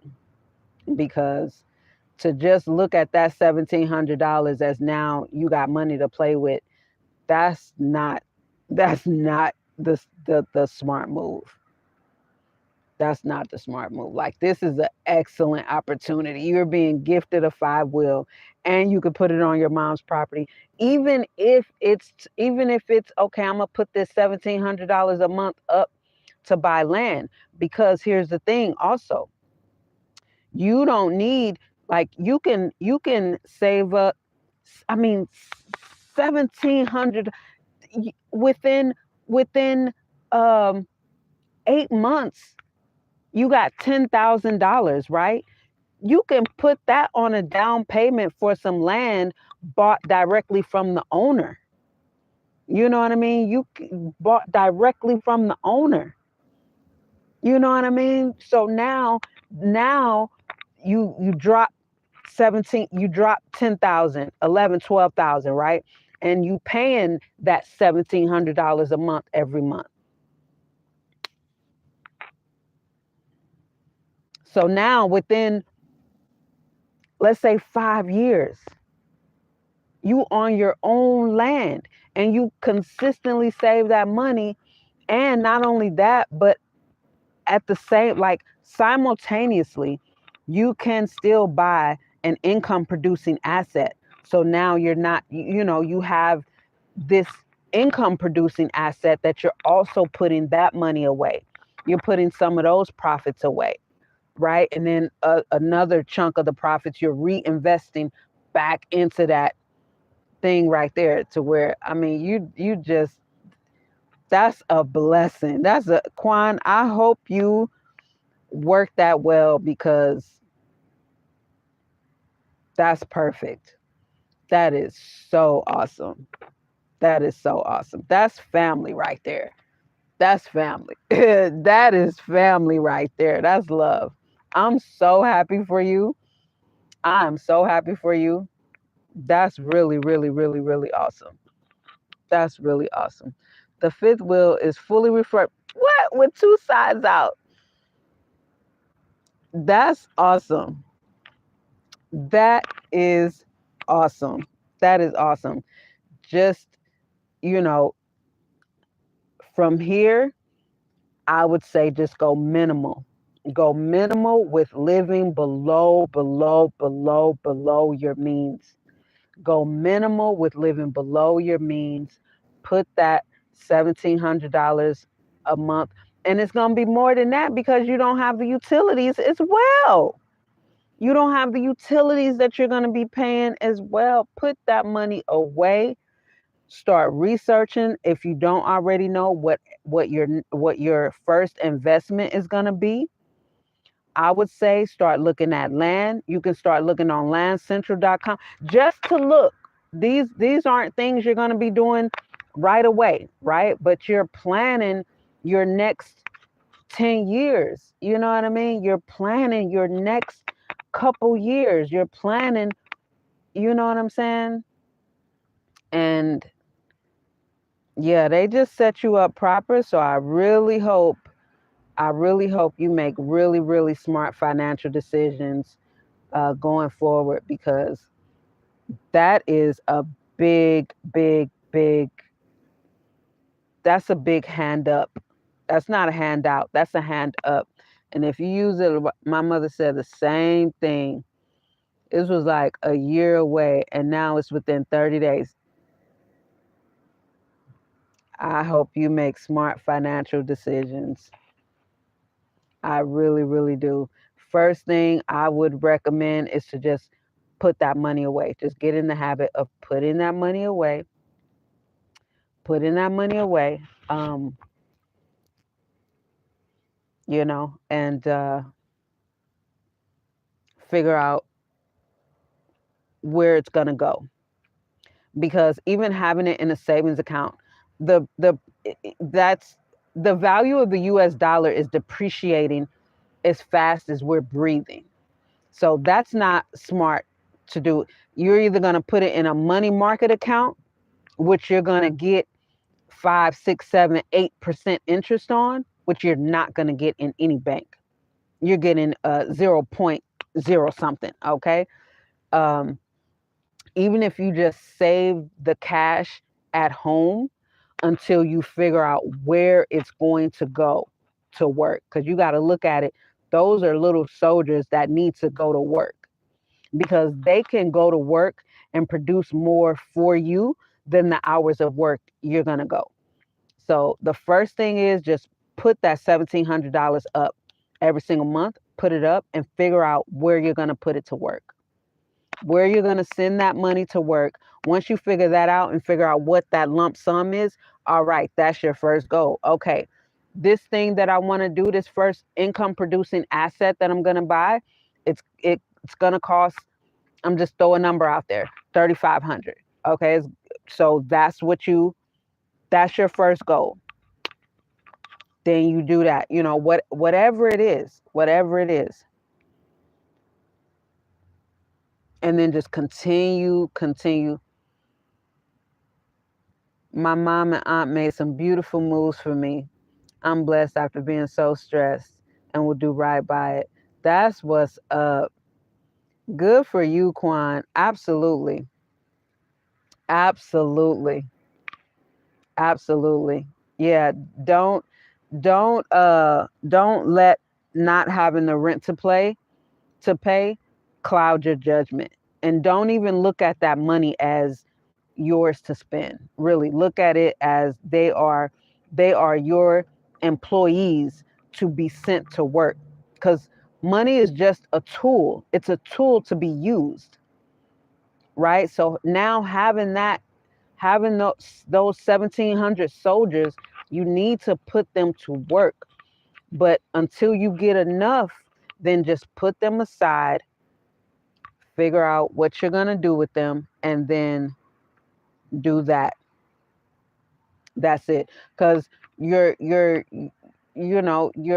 if you're paying that in rent right now, you're not going to miss it, right? Because you're already managing without it.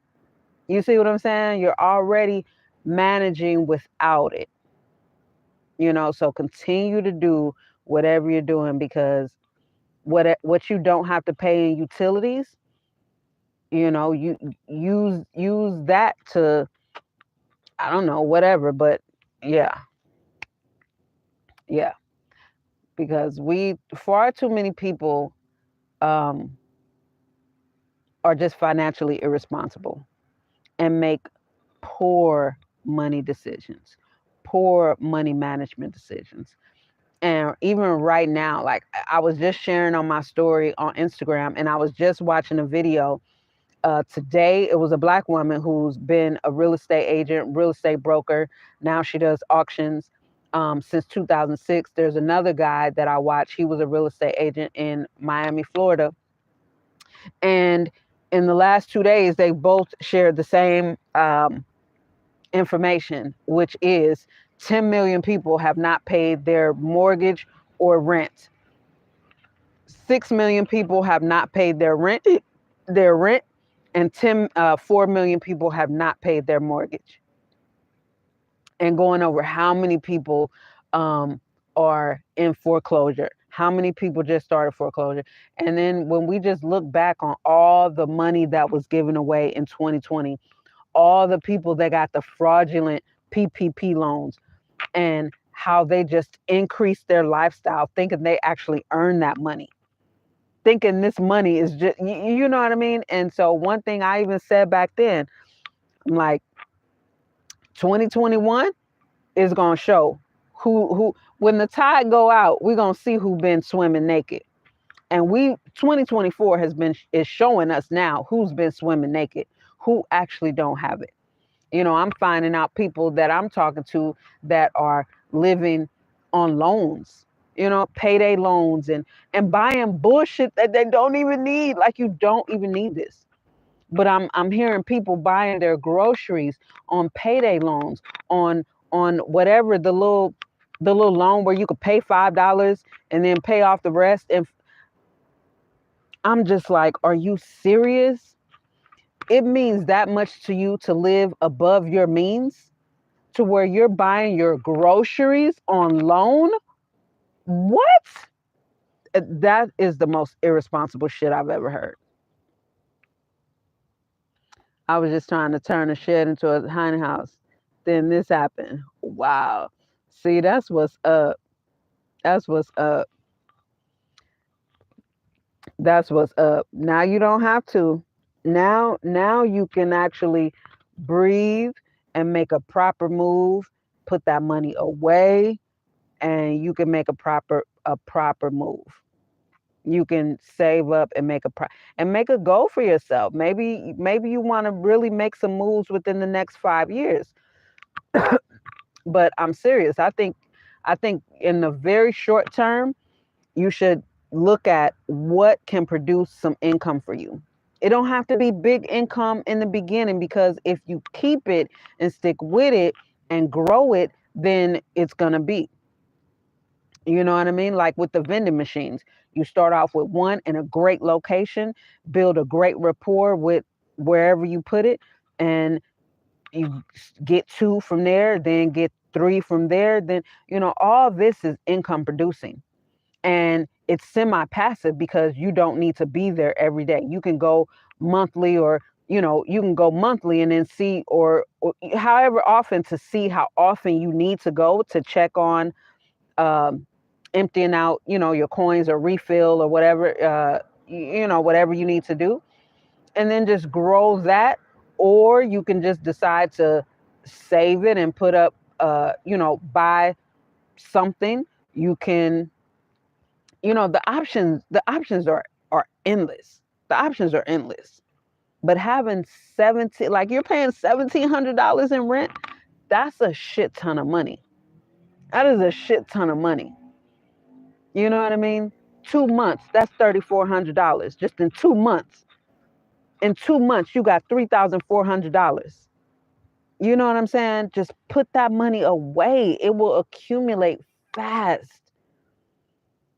And figure out where you're going to put it that's going to now produce income for you while you're still working your job and while you nurture this investment that you just made. You know what I mean? And continue to put money away. Continue to put money away. Your profits from that, you put back into that thing to continue to grow that. You put back into that. Let's say you see, maybe in your home state, you start looking on the outskirts or whatever. There's some old person selling some of their land, selling a couple of acres of land. You know what I mean? You get, like, your options now have opened up when it comes to investments. It's ridiculous. It's ridiculous. Because even once you get some land, even still, once you get in the habit of saving, like once you get a thrill out of spending on saving, what I mean is, you take that 1,700 and put it away. Like, once you start getting turned on by putting that money away and watching it grow and watching how fast it grow, and then you're like, this is how much I was just giving away. I was just giving away this money and getting nothing in return but fucking shelter. And now I have this shelter for free. And you just watch these $1,700 grow. You just watch it grow, and you just like, God damn. So now let's say you buy land and you still putting that money away. Now you have a couple of things, right? You got a couple of things that's producing income for you, where you pay back into it, and now your profits, right? So once you pay back into the business of whatever it is that you got, your profits, now you putting them profits away. You putting them profits away, right? So now you got your W-2 job. You're stashing the money for your constant investments from the rent that you're not paying, and now you got profits from this other investment that you're putting away separately. You get you a few acres of land. Now you got the money to put away that you've been putting away to have tiny homes put on there that you renting out to people. Now you got this right here. You know what I'm saying? Like, yes, they just set you up proper. Long as you make smart financial decisions and smart investments, you are good. That is fucking awesome. Look, I'm so excited for you. I'm so excited for you. I'm talking like it's my shit. I'm so excited for you. That is awesome, awesome, awesome. That is so dope. That is so dope. I'm so excited for you. I'm so, so, so excited for you. I think that's amazing. That is amazing.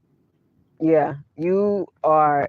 They definitely just set you up real, real nice.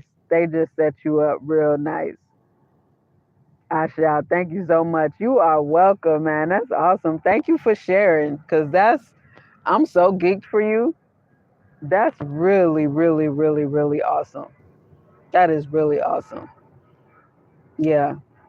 And you said you have a son. I don't know how old your son is, but shit, y'all right there can go into business together.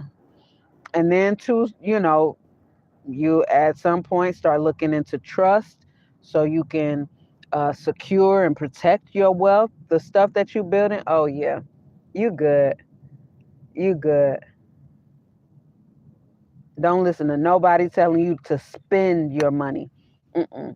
Don't spend, invest. There's a difference. Don't spend your money, invest your money. Don't listen to nobody telling you to spend. That's what's up. I love that. I love that. 23 and we are a team. I love that. Yeah, don't listen to nobody telling you to spend. Invest. Just invest, you know? Cuz you don't get anything back from spending but a goddamn receipt. Investing is just that. You are investing. So you're multiplying for the future is what investments are. You are multiplying that money into the future. Scream Europe and I might donate.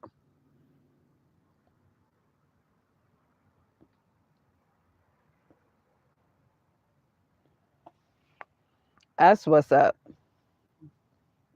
That is what's up.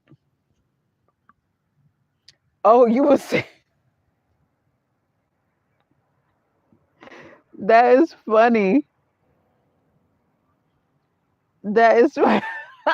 I didn't even get it. I didn't even get it. I didn't get it quite. Yeah, I didn't get it. You know, that's funny. The whole might. You gotta. I can't take all the risk. You gotta donate. I read it out loud, so there you go. I read it out loud. All right, you got me. Yeah, I read it out loud. So if you're gonna donate, donate. I appreciate it. Thank you.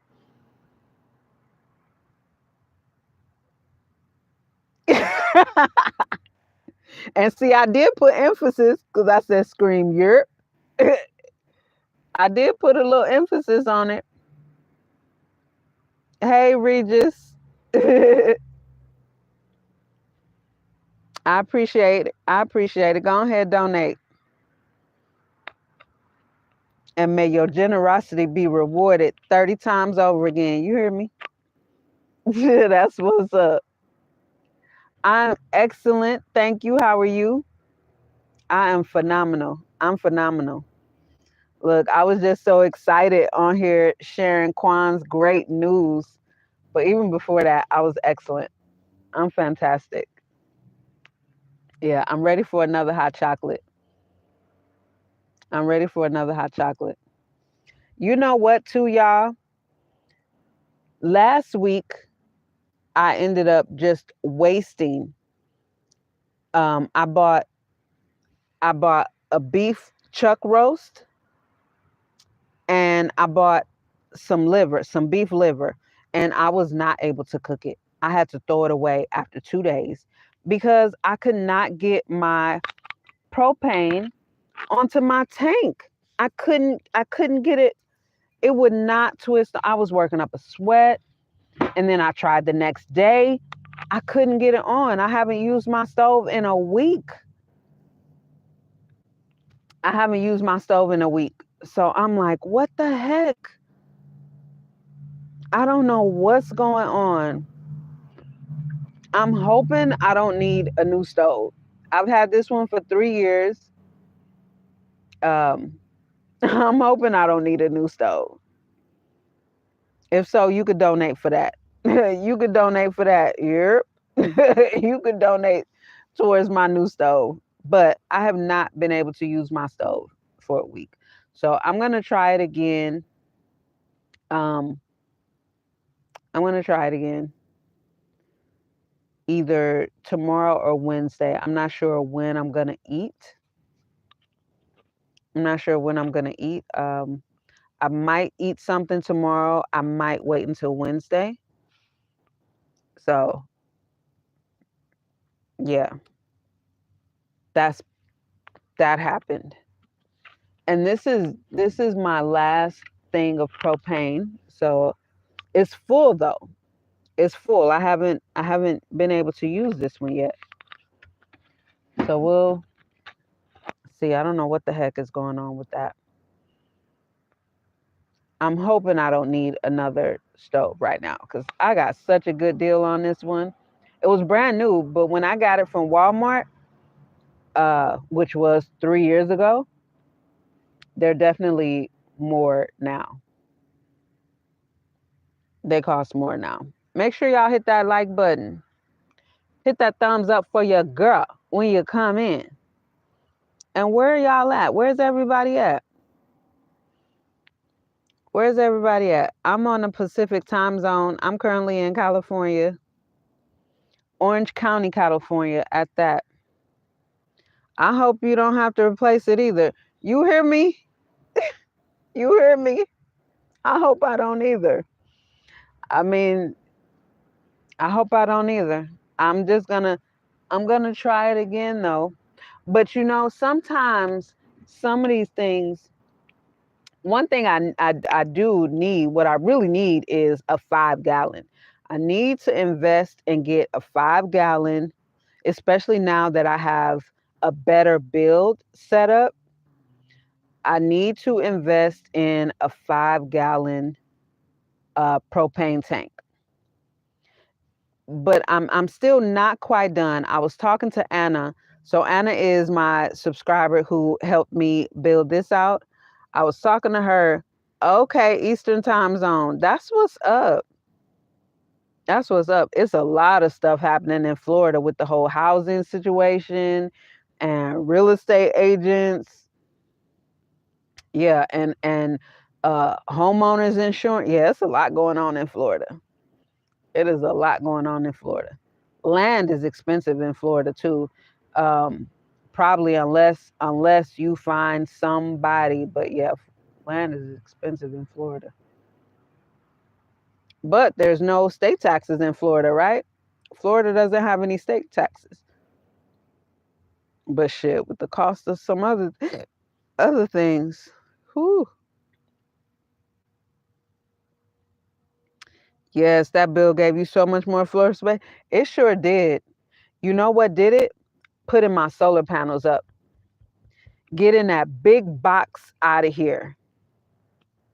And this beautiful piece of furniture right here. This also helped. It all helped. Like you said, it all helped because having my bed and having it being so big now, uh, pretty much all the stuff that was over there, except for my brown storage bench, is now under my bed. So this floor space is massive. And I'm still not done because Anna and I was talking about how we can build something over there because I want to get rid of that storage bench. I want to replace that, right? So I want to build something over there, but I need to build whatever I build over there. I want to build like a top that it will lay down like that and then come up the same way like that is so that I can still cook across there. So, and we were talking about possibly standing that up, but I think it would be better to just build something out.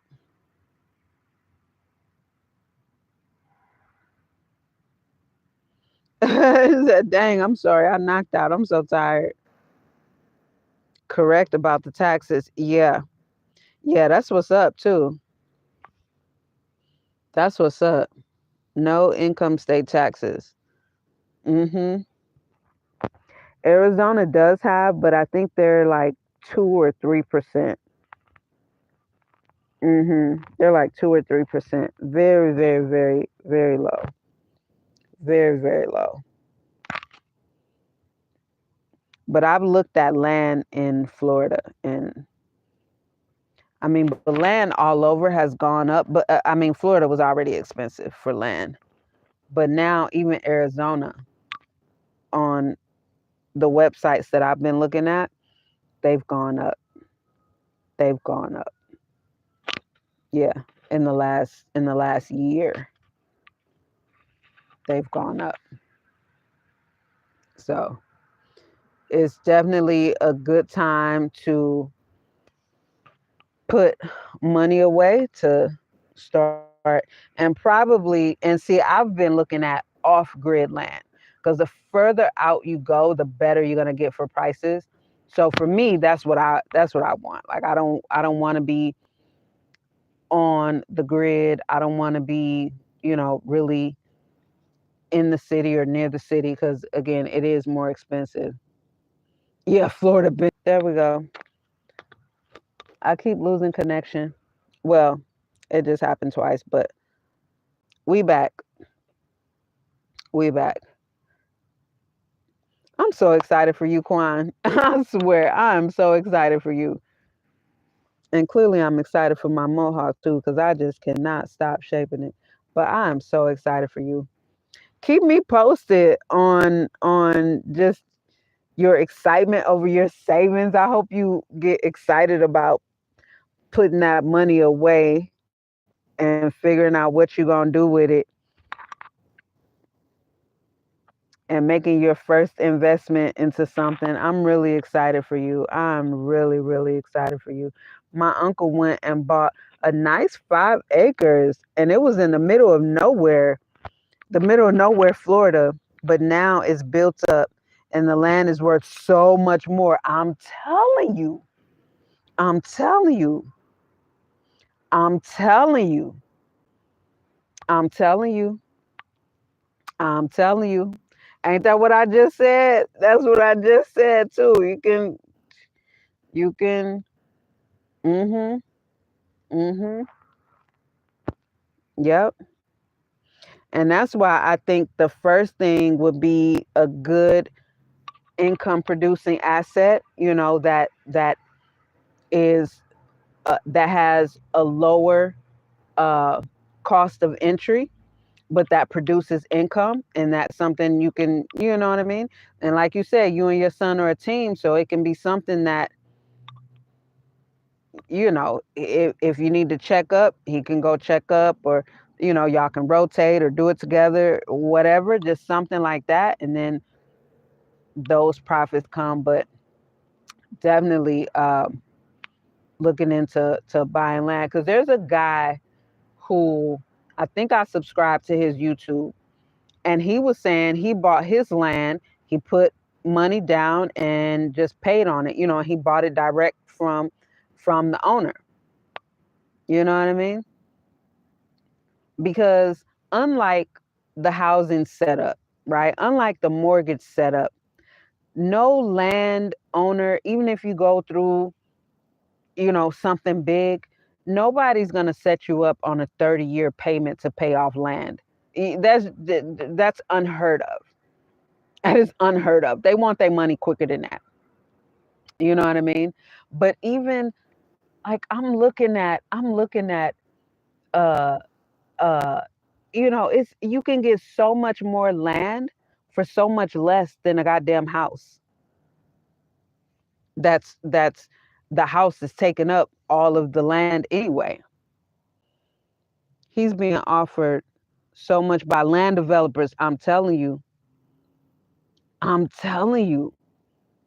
because they want to build out. That's why I think going out, it's, I'm so excited for you. I'm so excited for you. And I'm just sharing with you things that I eventually intend to do. But I gotta work my way up to there with even just getting the income, building the business, getting the profits. You know what I mean? That's, yeah, you've been set up really nice. And then I don't pay rent, right? I don't pay rent. Uh, so I don't have that lump sum. And I never paid that much in rent anyway. I never paid that much money in rent. I never even paid $1,000 in rent ever in my life. So I've never paid that much money. I can't even imagine. I can't even imagine ever paying that much money in rent. Mm-mm. Nope. The most I ever paid on my, well, period, on my own or being married, but on my own, the most I've ever paid in rent, just me 100%, was, I think my rent was, I think it had gone up to 870. I think it had gone up to 870. And after that, either 850 or 870, it had just been raised. and I lived there for 2 years, and each year went up. My ex-husband and I lived in that same complex for 5 years. But I think when we got divorced and moved out of there, I think our rent was $850. But he and I was paying the rent. So I ended up going back there into a 1 bedroom on my own. So the rent after 2 years, I want to say I was paying either $850 or $870. And then I found an apartment, a 1 bedroom in downtown Hopkins. It was a smaller apartment building owned by a husband and wife, older couple, and the rent was $650. So when I left Minnesota and left traditional living, I was paying $650 in rent, and that was in 2016. And I haven't paid rent since then. Thanks for taking this time with me during your life. Absolutely. It's almost mind blowing sometimes. It's real. It's real. And it's good now. Like it's excellent now. It's like now you got $1,700 to stash away every single month. You got $1,700 to stash away every single month. And see, when I lived traditionally, I think I was talking about this. It might have been on one of my lives, but I know on my stories on Instagram. When I lived traditional in the place that I was paying 800 and something rent, I had a stash of cash at home, and I was a hairstylist, and I never had two jobs. I never had a second job. I never had a job outside of doing hair. I had a stash of cash at home. I had money in my savings account. I had money in my checking account. And that is because I'm financially responsible. All of my bills were paid on to and I got off on putting money in my stash. My stash at home, that got to a point to where it it turned me on, having my stack of ones that I would put into $1,000 bundles. You know what I mean? I would put them in $100 bundles, and then when they got to $1,000, I would stack them together. My fives, same thing, $100 bundles. When it got to 1,000, I'd lump those together, and that was me living traditional. And I had money in my savings account, and I had money in my checking account, and my rent came out automatic withdrawal. The property, they offered automatic EFT, electronic funds transfer, for the rent, because if your rent, it had to be paid by the third. Like, it was due on the first, but it had to be after the third. It was late. So with the EFT, they would withdraw it on the third, and it was just easier. I didn't have to think about it. I didn't have to worry. I didn't have to think about it. So I had it set up on EFT. The money's always going to be in there. I'm not worried about that. It's always going to be in there. I'm still super excited. Once finding out about the whole situation, they wanted to surprise me, but move the transfer from Mississippi to here to this weekend. So they went ahead and told me, that's what's up. That is, amen. That is so awesome. That is so, so awesome. I I'm overjoyed for you. I'm so happy for you. That is exciting. That is exciting. I'm so happy for you. I'm excited to see you grow from that. Just to see where you go and what you do with it. Like, I'm so excited. They don't want me to sign this new lease. Hell no. Hell no. Move out. You got a five wheel to move into. You got your own. No, right. For what? For what? Now you got a free $1,700 every month to put away and figure out what's your first investment going to be. What is your first income producing investment going to be? Yeah. Yeah, definitely don't. Definitely don't. Definitely don't. I mean, you have an opportunity to get yourself set up so well to where just make a 5-year plan. Make a 5-year plan to start off. Um, if you really want to exercise discipline, make a 10-year plan.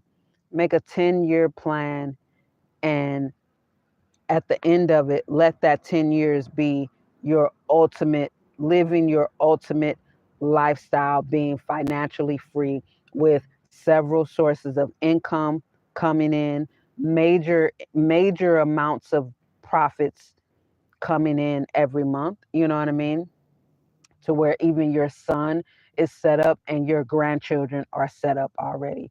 Even at the end of that 10 years, have a plan included, written in there of the trust that you've already got in place. You know, just if you really want to exercise your discipline, because do you know how long it takes people in this economy to save up $1,700? And if that's what you're paying every month in rent, and now you won't have to do that anymore, like, just calculate that. Just calculate that. You know what I mean? That is major, major. That is major. You know what I'm saying? That's like, that's that's major. That is awesome. You can set yourself up nicely making smart financial decisions just from having this free $1,700 a month. That's amazing. That's amazing. I'm telling you, I'm so excited for you. I'm so excited for you because that's a huge win. That's a huge win right there. And if you don't know, like, I'm decent at math, but I don't wanna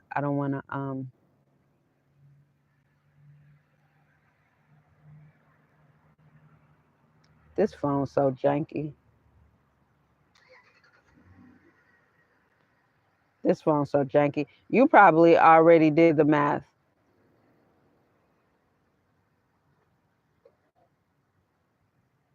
That's $20,400 a year. 1 year. 1 year just taking your rent and putting it in a stash, you'll have $20,400 just 1 year. 1 year. And the reason I suggest an income producing asset first, simultaneously still saving, so that you can have, you know, keywords, income producing. You know what I mean? So you're setting yourself up with money coming in, money coming in.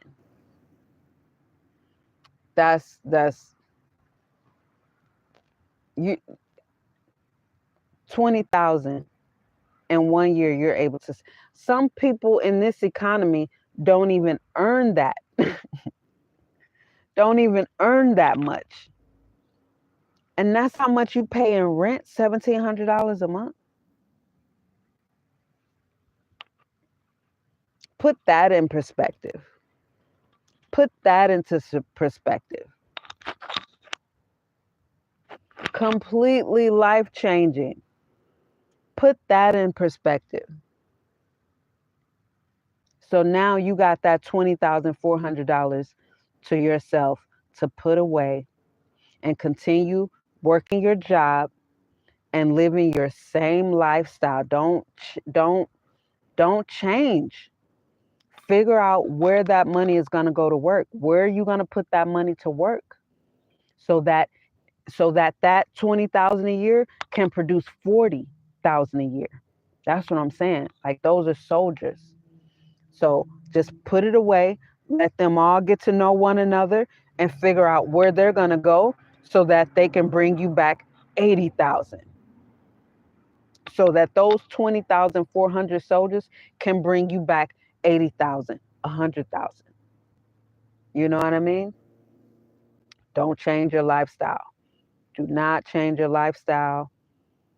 Keep putting that money away like you paying your rent right now.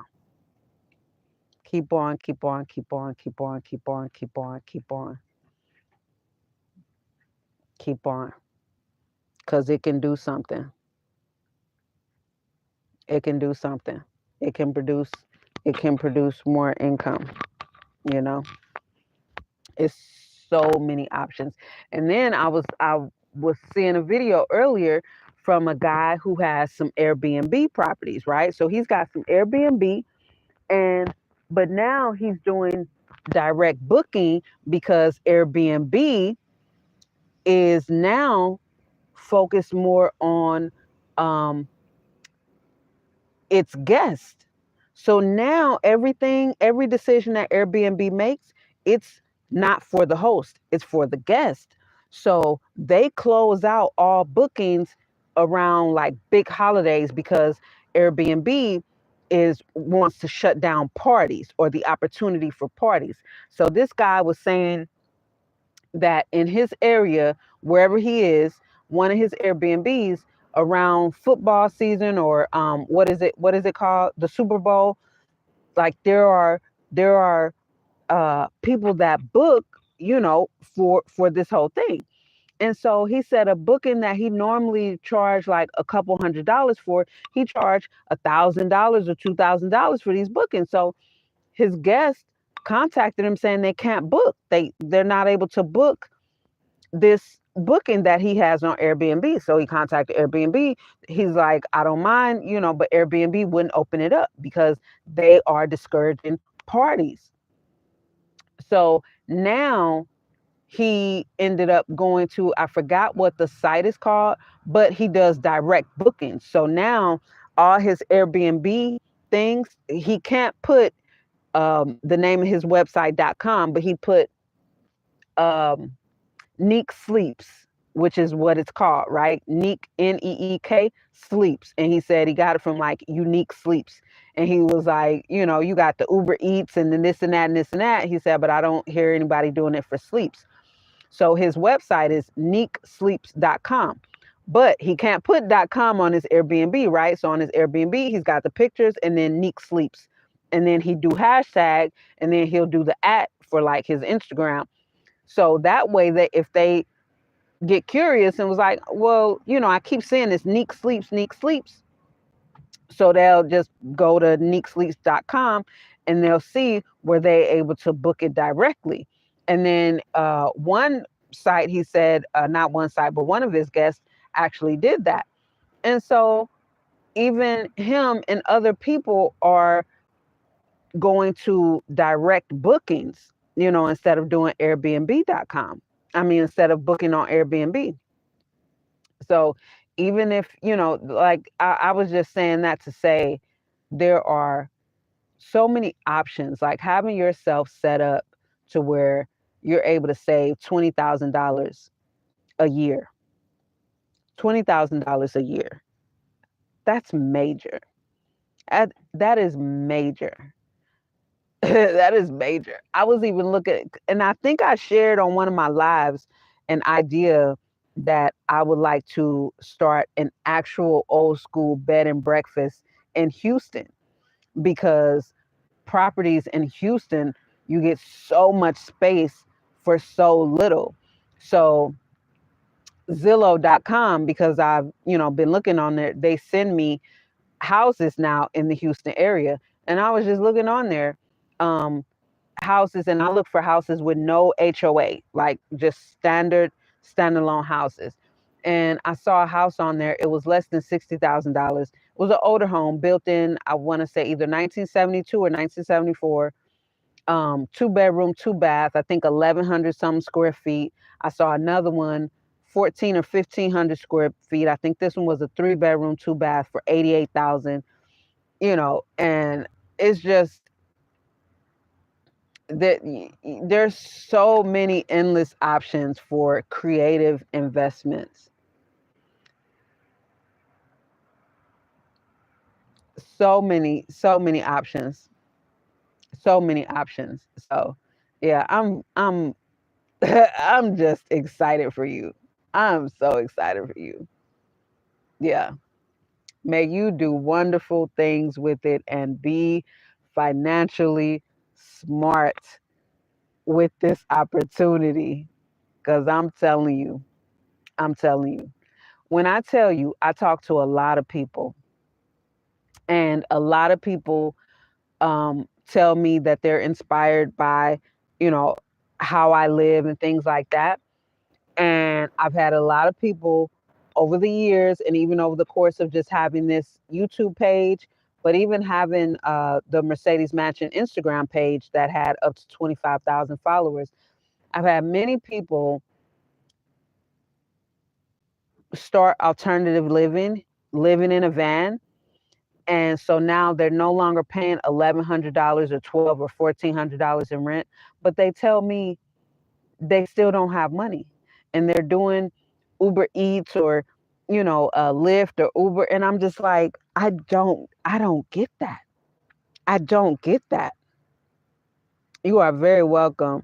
I just don't. I can't comprehend that. I cannot wrap my head around that. I cannot wrap my head around that.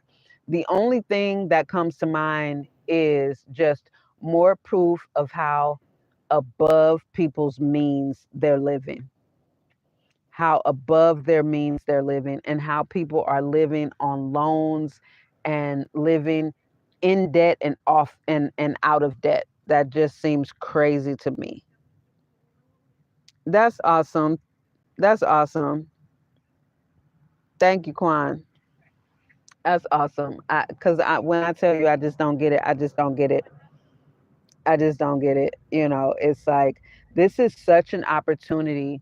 Even a while ago on my live, somebody was saying that they find it more difficult to save money living in a van. And I can't comprehend that. I cannot wrap my mind around how that's difficult. Mental health is a serious issue. It is, Damien. It is. Yeah, where is it? Where is it? Where is the moon? Oh, there it is. Look at the moon, y'all.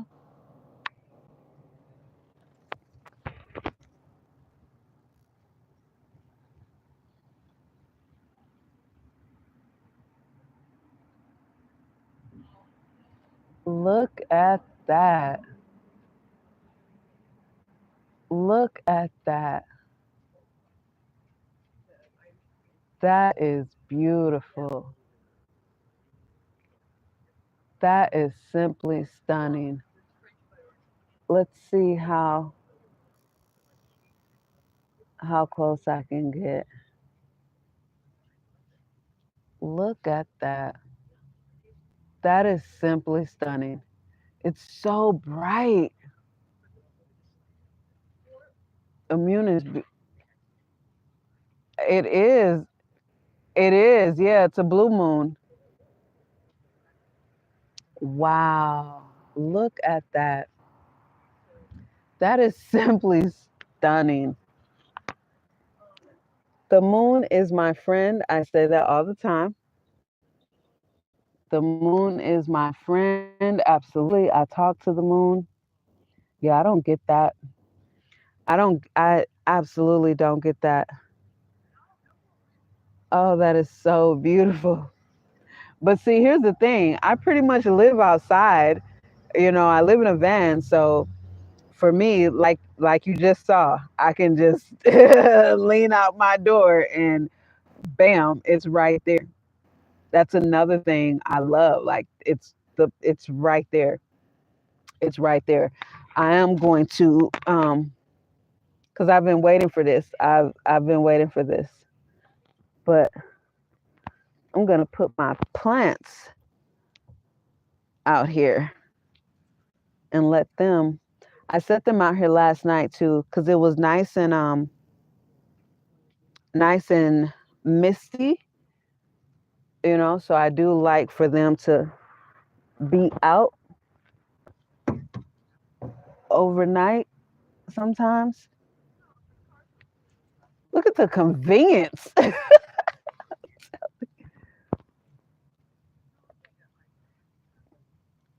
Yep. So they're going to enjoy that. They're going to enjoy that. They like that. And then for my big babies, because I'm going to put them all out there. But it's so easy. These are my Sangoniums and my Patos. My big babies. Isn't this beautiful?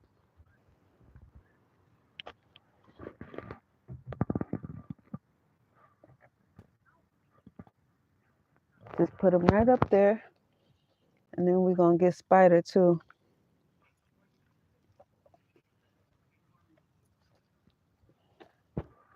Put Spider up there. So, bam. They are going to enjoy being out there with the moon, the full moon tonight. So apparently the blue moon is when there are 4 moons in a cycle. It is. Yeah, it is. It's so beautiful. Oh, my plants look so good on camera. It's a delay on my other phone. It's a big time delay. Is it a delay for y'all? I did this like a minute ago.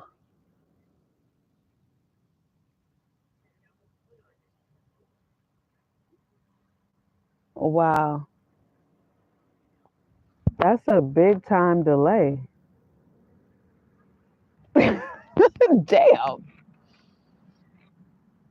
That is a big time delay.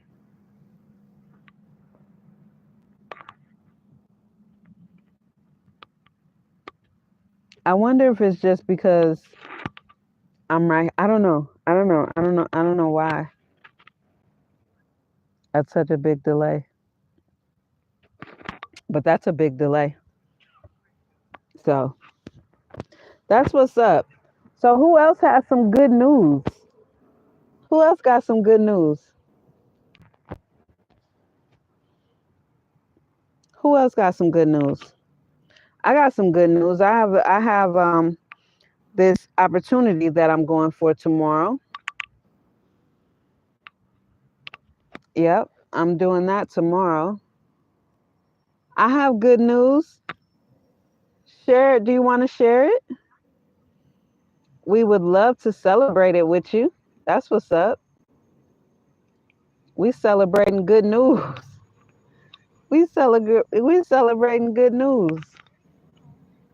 Yeah, I have a cash flow opportunity coming up tomorrow. I got a boyfriend. Hey, what's up? That's what's up. That's what's up. That's what's up. Hell yeah, that's awesome. That's awesome. How long were you single? That is what's up. That is good news. That is good news. May you guys be very well compatible. May you have excellent communication. I hope you both are excellent communicators. 15 years. See, I'm right there with you. That's congratulations. Congratulations. That's awesome. That is lovely. That is really lovely. Hopefully you're not 16 or 17. Are you grown? Are you grown?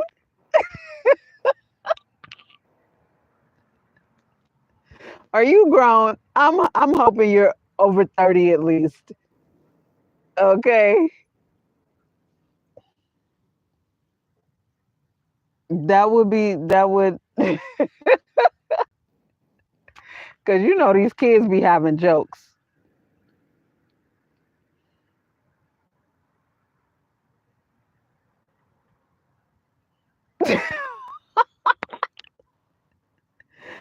See, it's crazy. It's crazy. These things be doing what they want. Look, on here I'm just now saying yay, congratulations and clapping. I just use this so I could read the comments easier. But it's not so bad because I don't have my phone inside my ring light like I normally do, like on my Friday night lives. And I have the amber light on and I have it dim. So, but once I get my glasses, it'll be real easy for me to. She set my vision up so nice. She set me up so nice. Like I'm excited to get my glasses, y'all. I'm gonna be able to see for real. What's your favorite color? You know, I just had to reevaluate and admit my favorite color is green.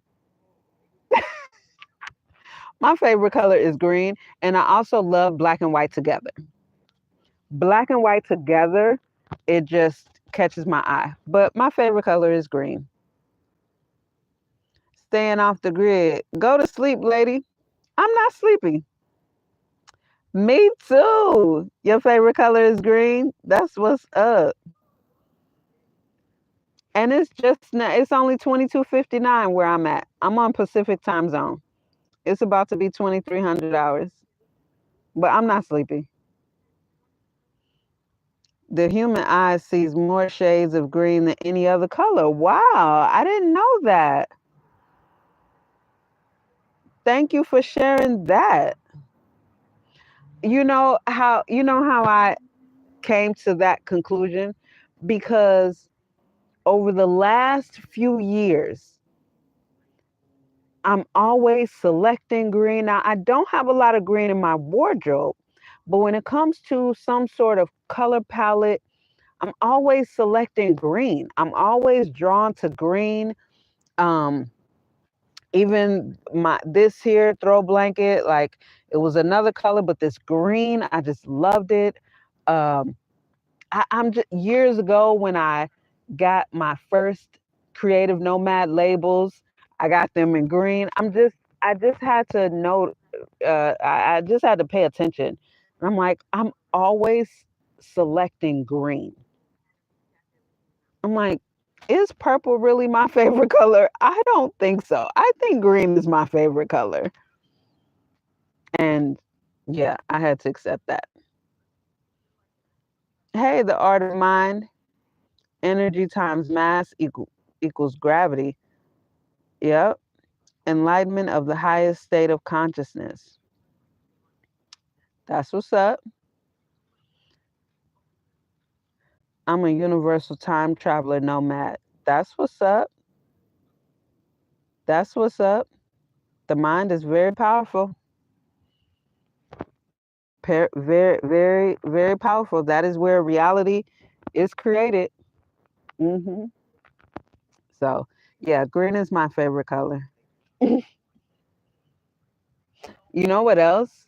I do like green. I did a green eyeshadow look back when I was a makeup artist, when I used to actually wear makeup every single day. And it was just stunning. It was just stunning. I also did a green photo shoot with somebody. It was a model we was working with, and it was a monochromatic green photo shoot. It was just lovely. I mean, it was fantastic. Yeah, very, very dope. So green. See, once I get my glasses, I'll be able to sit here and just read that easily, easily. No problem at all. And she said she got me um 2020. She said I have 2020 vision. But apparently 2020 is not what I thought it was. You know what I'm saying? But she said, my vision I guess is not as bad. Green and green and black with really shiny black skin tones look nice. Yeah, I agree with that. I agree with that. I agree with that. So I told I told a story about a epoxy resin rolling tray that I made for one of my former roommates. Because when I got here, I was co-living. I didn't have Hotel Honda was stolen when I was in Arizona, and I finally found it. I couldn't show it because I couldn't find it, but it was green. He said he wanted green and gold, and he was from St. Louis like me. So he said he wanted green and gold, and I finally found it. But he didn't buy it because when he he said it was out of his budget, which I probably should have asked him what his budget was, but he just told me to go for it. And so I put what is it called? Gold leaf in it, but I made the gold leaf look like gold nuggets. Oh, it was so dope. But I'm gonna show y'all. I'm gonna show y'all because I did find it. It is so dope. Okay, it's in this photo. It's in this album.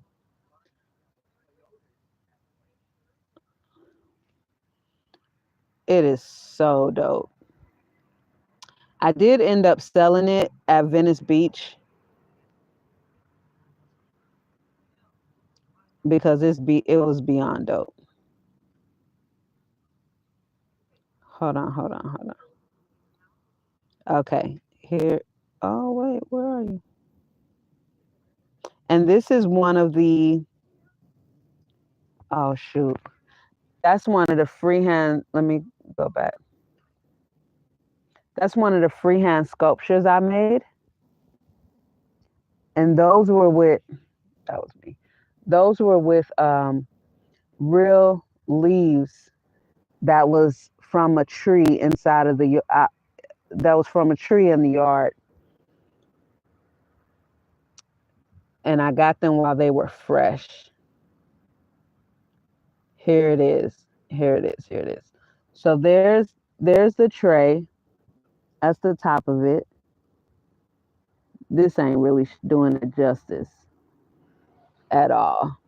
This ain't really doing it justice. That's the tray. Let me try it this way. That's better.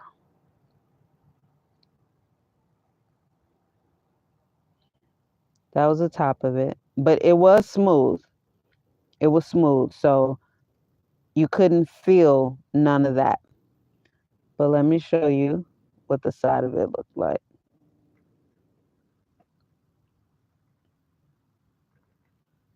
See that?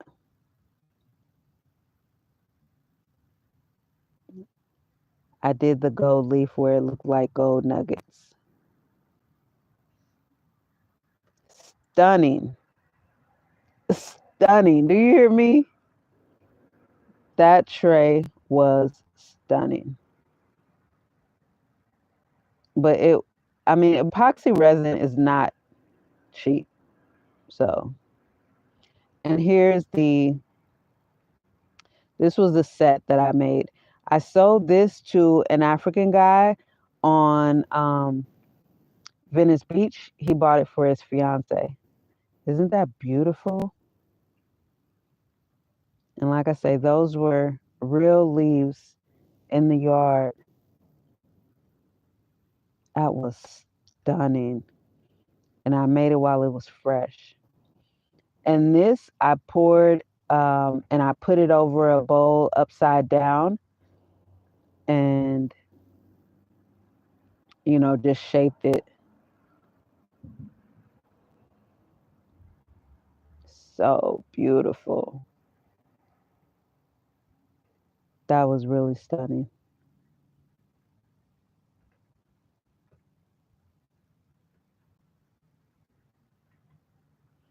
This was another set I made. That was with silver leaf.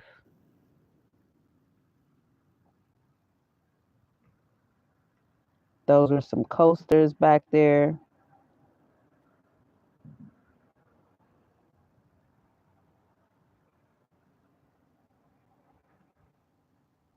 That was the set with an ashtray and the coasters. There you go.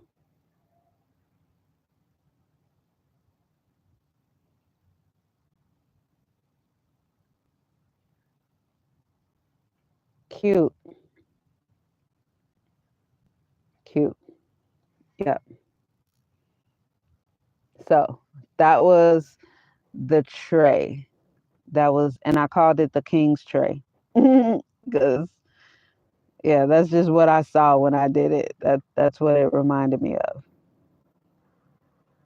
So that was dope.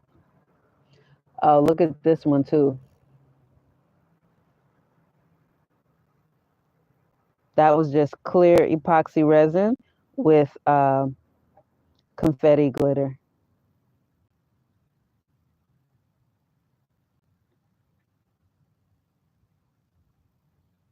With 4 coasters, the rolling tray, and the ashtray.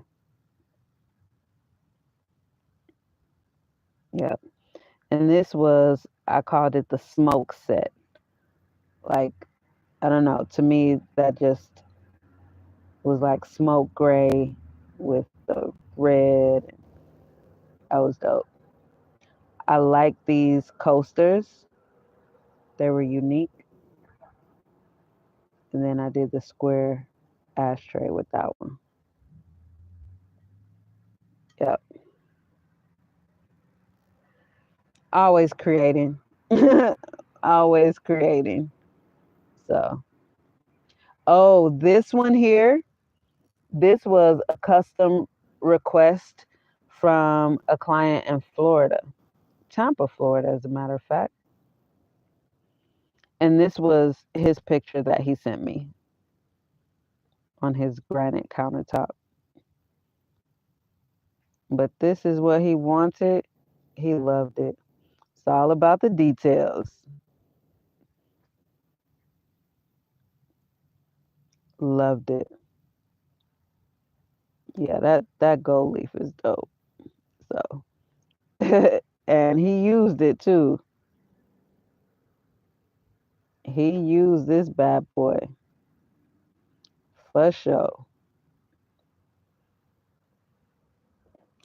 I he I met him on Instagram. I want to say he saw one of my comments in the comment section of a Derek Grace post. So he was going through reading the comments, saw my comments, liked my comment, and then went to my Instagram page and saw all my epoxy resin work, and then sent me a DM, and we still communicate right now today. Yep, that's like that's like fam. Like he's so supportive of my ideas, and he's dope. He's dope. So he bought that. I shipped it to him in Florida, and that was in 2020. Yeah, that was in 2020, and we're still in contact right now today. So that's dope. That's dope. I appreciate the support, appreciate the love, you know, appreciate the business. Yeah, that was really dope. Really, really dope. So, yeah. Who else got some good news to share? Who else got some good news to share? We celebrating good news. We still celebrating good news. Who else got some good news to share? Make sure y'all hit that thumbs up. Hit that thumbs up. Share the video. Hit the thumbs up for your girl. Share the video for your girl. Subscribe to the channel. Stop playing. Go ahead, subscribe to the channel. Quit playing. Hit the thumbs up, share the video. Where the good news at? Y'all out of good news? You all out of good news? Don't say that. Don't say that. You all out of good news. I got a cousin with some pretty shiny black skin. Mm-hmm. Man, in my younger years, I used to wish I was dark skinned so bad. My parents are dark skinned. I used to be like, how did I get to be so yellow? How did I get to be so yellow? I used to wish I was chocolate, dark. All my family is dark. Like most of my family are dark skinned. Yeah. And I got quite a few relatives with that shiny black, that beautiful, shiny black, smooth skin, perfect, clear skin. Can't beat it. Cannot beat it. I'm telling you. At least I do have clear skin. it's not it's not shiny black, but it's clear and baby it's shine. It's shine. I'm grateful to have oily skin too. So this delay is ridiculous. This delay over here is ridiculous. That's crazy. It's just now showing the king's tray on here. The green one is just not showing that. That's ridiculous. This delay is ridiculous. So y'all don't have any more good news? It's 23:14. Y'all don't have any more good news? Dang. Dang. Well, I guess that's just gonna be it for tonight. I was just thinking um about going to get myself another hot chocolate, but I'd have to bring all my plants back in, and I don't want to disturb them. I don't want to disturb them. They are enjoying, like, it's a beautiful night. They're enjoying. They're already up there. They don't want me disturbing them, bringing them back in. So I guess I'll just save that other hot chocolate for tomorrow. Yeah. So I have to go to Irvine tomorrow at 1600 hours. I'm so excited about that. That's my good news. I'm so excited about that. Um, and then I have another situation that right now it's set to begin September 1st. So that'll be good. That'll be good, especially if all goes well. So that'll be my two cash flow little situations right there. So from there, just be stacking cash, stashing money away, and then yeah, have the next little pop off, which will be my Etsy store. That'll be the next pop off, my Etsy store with my crochet coats. Yep, my crochet coats and jackets. Another thing I've been thinking about. I think I wanna look for a clothing rack, um, like one that I can break down and have here in Le Château, a clothing rack, so that quite possibly I can set up my jackets just somewhere. I was thinking about doing it at Fashion Island. So Fashion Island is like an outdoor little shopping mall here with, it's a high fashion shopping mall. So I was thinking about if I can get a clothing rack and because my jackets are high fashion and they're expensive, not as expensive as some of the places in Fashion Island, but it would look good, right? So that's something that I really am pondering on doing. But I also would need to make sure that I look the part. So I would have to make sure that I have on something that, you know, like I rotate my clothes. And right now, like I've had much cuter wardrobe even when I was living in the mansion. But since being in Le Château, and I have to rebuild my wardrobe. I also thrift my clothes because I rotate them so often. Um, this I'm also new to the thrift world, but I've been watching thrifters and I've gotten much better at thrifting. Much better. Like I even some of the coats that I got some nice net like I have a nice Zara coat. I think a couple of them. Um, I got a nice suede. See now I started buying suede and leather when I was 18, no 19. But I was able to thrift a nice one. So I've gotten better at thrifting because I watch thrifters, so I'm learning. But I like thrifting my wardrobe now, and it's also something new to me. I've always just bought retail, so yeah, um, that's going to be a part of really launching my crochet coats. It'll be getting the clothing rack, launching my Etsy store, as well as because eventually I want to go to moving my clients over to my own website, moving my customers rather to my own website. But until I get there, and then I'm also going to be venturing off to see what I can sell in person.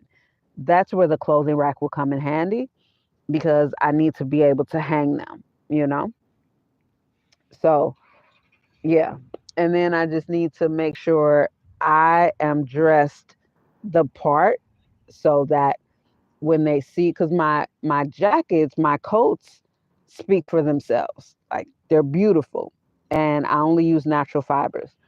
So they speak for themselves, right? But if I'm out there like, just in some fucking sweatpants, just looking like an average Jane Doe, they're not gonna be, they're not gonna, you got to look the part. And then I'm in California where, everything is fake. Anyway, it would be different if I was in New York where they really, really got the bread and, you know, and I could just dress eclectic how I normally dress. You know what I mean?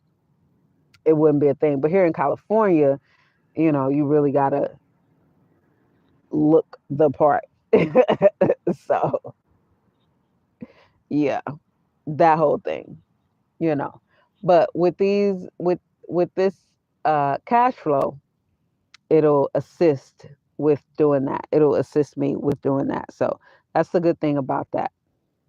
And I'm excited for that. It feels so good out here. Yeah, that's the good thing about that. So I'm looking forward to it. I'm looking forward to it. And I will also have my glasses. So that's going to help because I love my face with my glasses. I miss my glasses. They broke right before I came to California. So I'm excited to have my glasses back. I would show y'all the pair that I actually selected, the first pair, but y'all just going to have to wait for the full video to come out to see the reveal because I'm going to just do that on the whole video. So I do have the video started from when I went to my exam and trying on the different glasses and even the pair that I selected. So I'm going to finish the video when I go to pick up my glasses. So I just have that video waiting. I've started, the editing process, but I've decided instead of just posting the two part, I think it'll be better to just post the full video with the end result of when I go back to pick up the glasses and things like that with the actual lenses in there and stuff like that. So I'm really excited. She said 2 weeks, they'll be here in 2 weeks. So I'm very excited about that. So we got 2 weeks. We got 2 weeks to finish that off. And hopefully by the time I go pick them up, I will have my mohawk cut into my head already. Because that's probably going to be one of the first things I do with this cash flow is get my mohawk cut. That's going to be the first thing I do. Get my mohawk cut, find a beauty supply to get some braided hair and braid my hair. Okay. Put my protective braids in my hair. That's going to be the first thing. So then when I go back to get my glasses, it's a whole new look. It's a whole new look. And I don't know if the optometrist was just joking, just saying it, but I'm going to bring it, I'm going to lean into it when I go back to get my glasses. That's another reason why I really want to have my look, right? Because when I tried on, for one, I'm very, very photogenic. And I know that I am. So when I was trying on the glasses, she was like, "Oh, you can rock anything." She said, "Can you come back and model for us?" And I'm just like, I'm gonna lean into that when I go back. I'm gonna lean into that because it's her own place, and I think I saw her video. She said she's been open for 2 years, and just it's such a vibe. Like it's such a dope optometrist office. It's really dope, and they're all ladies. The staff is just a really dope place. But I'm gonna lean into that when I go back. I'm gonna lean into that and be like, if you really want like your own Zaker optometry, you want me to model some frames, I will. And I'll show her some of my work as a because I used to be in the fashion and beauty industry for so long. And not only did I work with models, but then when I did my own photo shoot when I was 40, like my models loved me. And so when I showed them the photos, they was like, "Okay, Shalanda." I said, "Why do y'all think I'm able to direct y'all so well? Come on now. Come on now. I can do it. Just because I'm not a model, I'm not the model. I'm the stylist." You know what I'm saying? I'm the creative director. But my aunt kept a camera in my face way too much for me to not be good in front of the camera. Okay? Your girl is good in front of the camera. So I'm going to lean into her saying that because even if she was just joking, she was just joking. Like it's no loss. You know what I'm saying? I'm not losing anything. But if she was quite possibly serious, then I could be gaining. Let me show y'all some of my old photos. If she was quite possibly serious, that would be to my benefit. Do you hear me? So nothing hurts by asking. There's no harm in asking at all. No harm in asking at all. Even these were just selfies, right? And this was me with my braided mohawk. Matter of fact, let me turn around.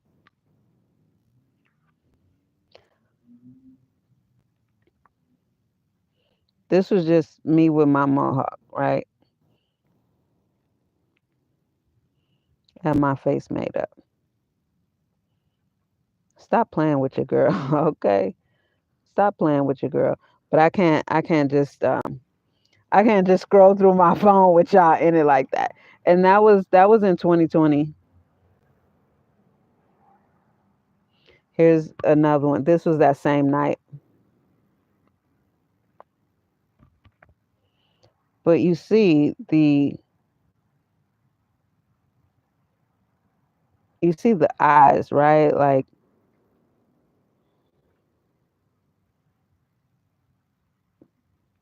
and I also have my own brand of lashes.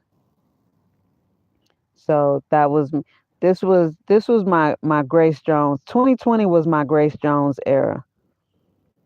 So that's what I was doing with my makeup. I made that top. So see, that was my mohawk with my braids in.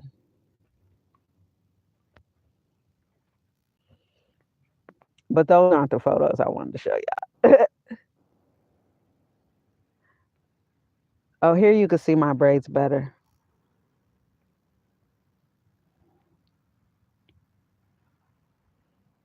Uh-oh.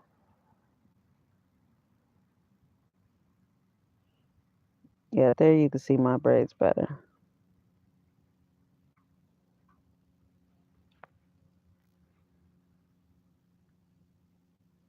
And that's my mohawk.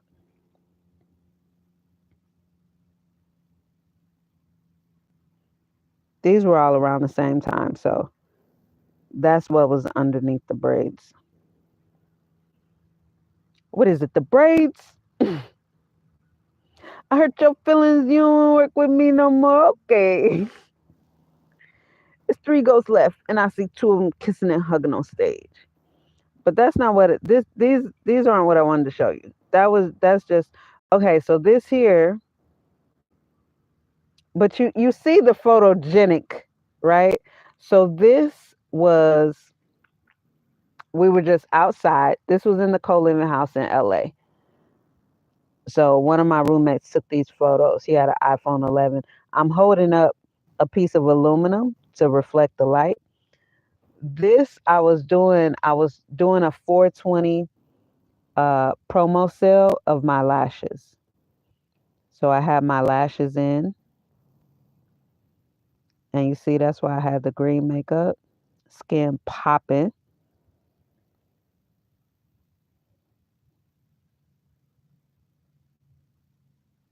And this was a 420 420 promo for my lashes.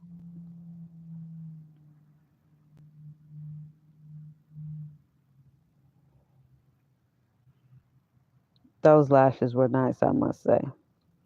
And see, that's my hair when it's curly, but the same hair I have right now that is nappy right now. It's also curly. So I guess it just depends on who's looking at it. But still, those that's not. But you still see.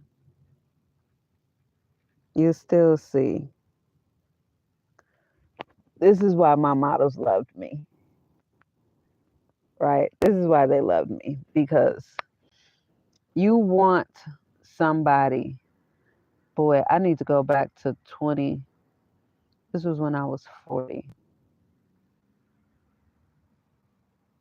You want somebody that can do it. You want to know that whoever's posing you, whoever's styling you, yada, yada, yada.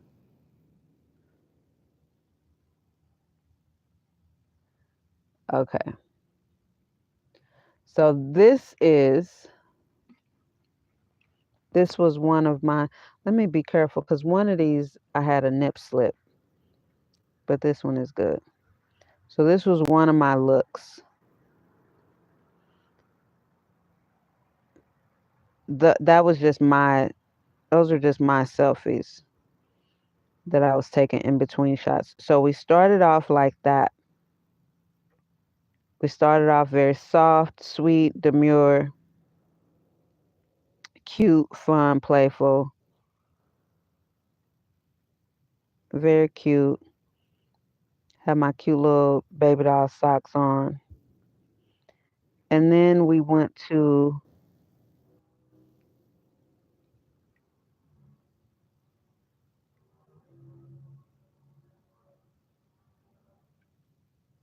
that was another one.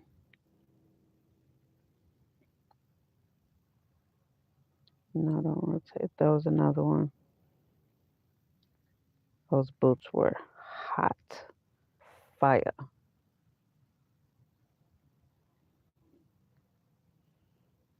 Um, okay, then we went to one of these. I think this one. I think we went to this here, and then we went to this. But in between there, in this same outfit, we did a soft. No, not that outfit. I think in this outfit, yeah, in this outfit, we did some softer stuff too. In that outfit,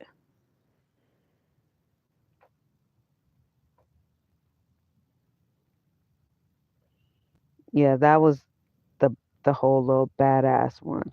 Yeah, in that outfit, we did some softer stuff, and then we did some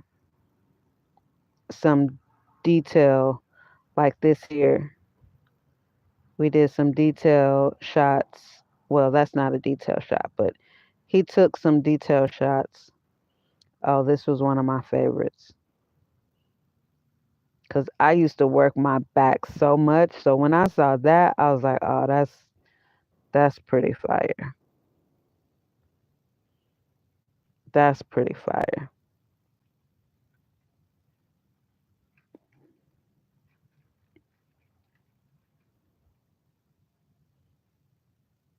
And that's little me. So yeah, it doesn't hurt. You should probably go to the bathroom then if you feel like vomiting, baby.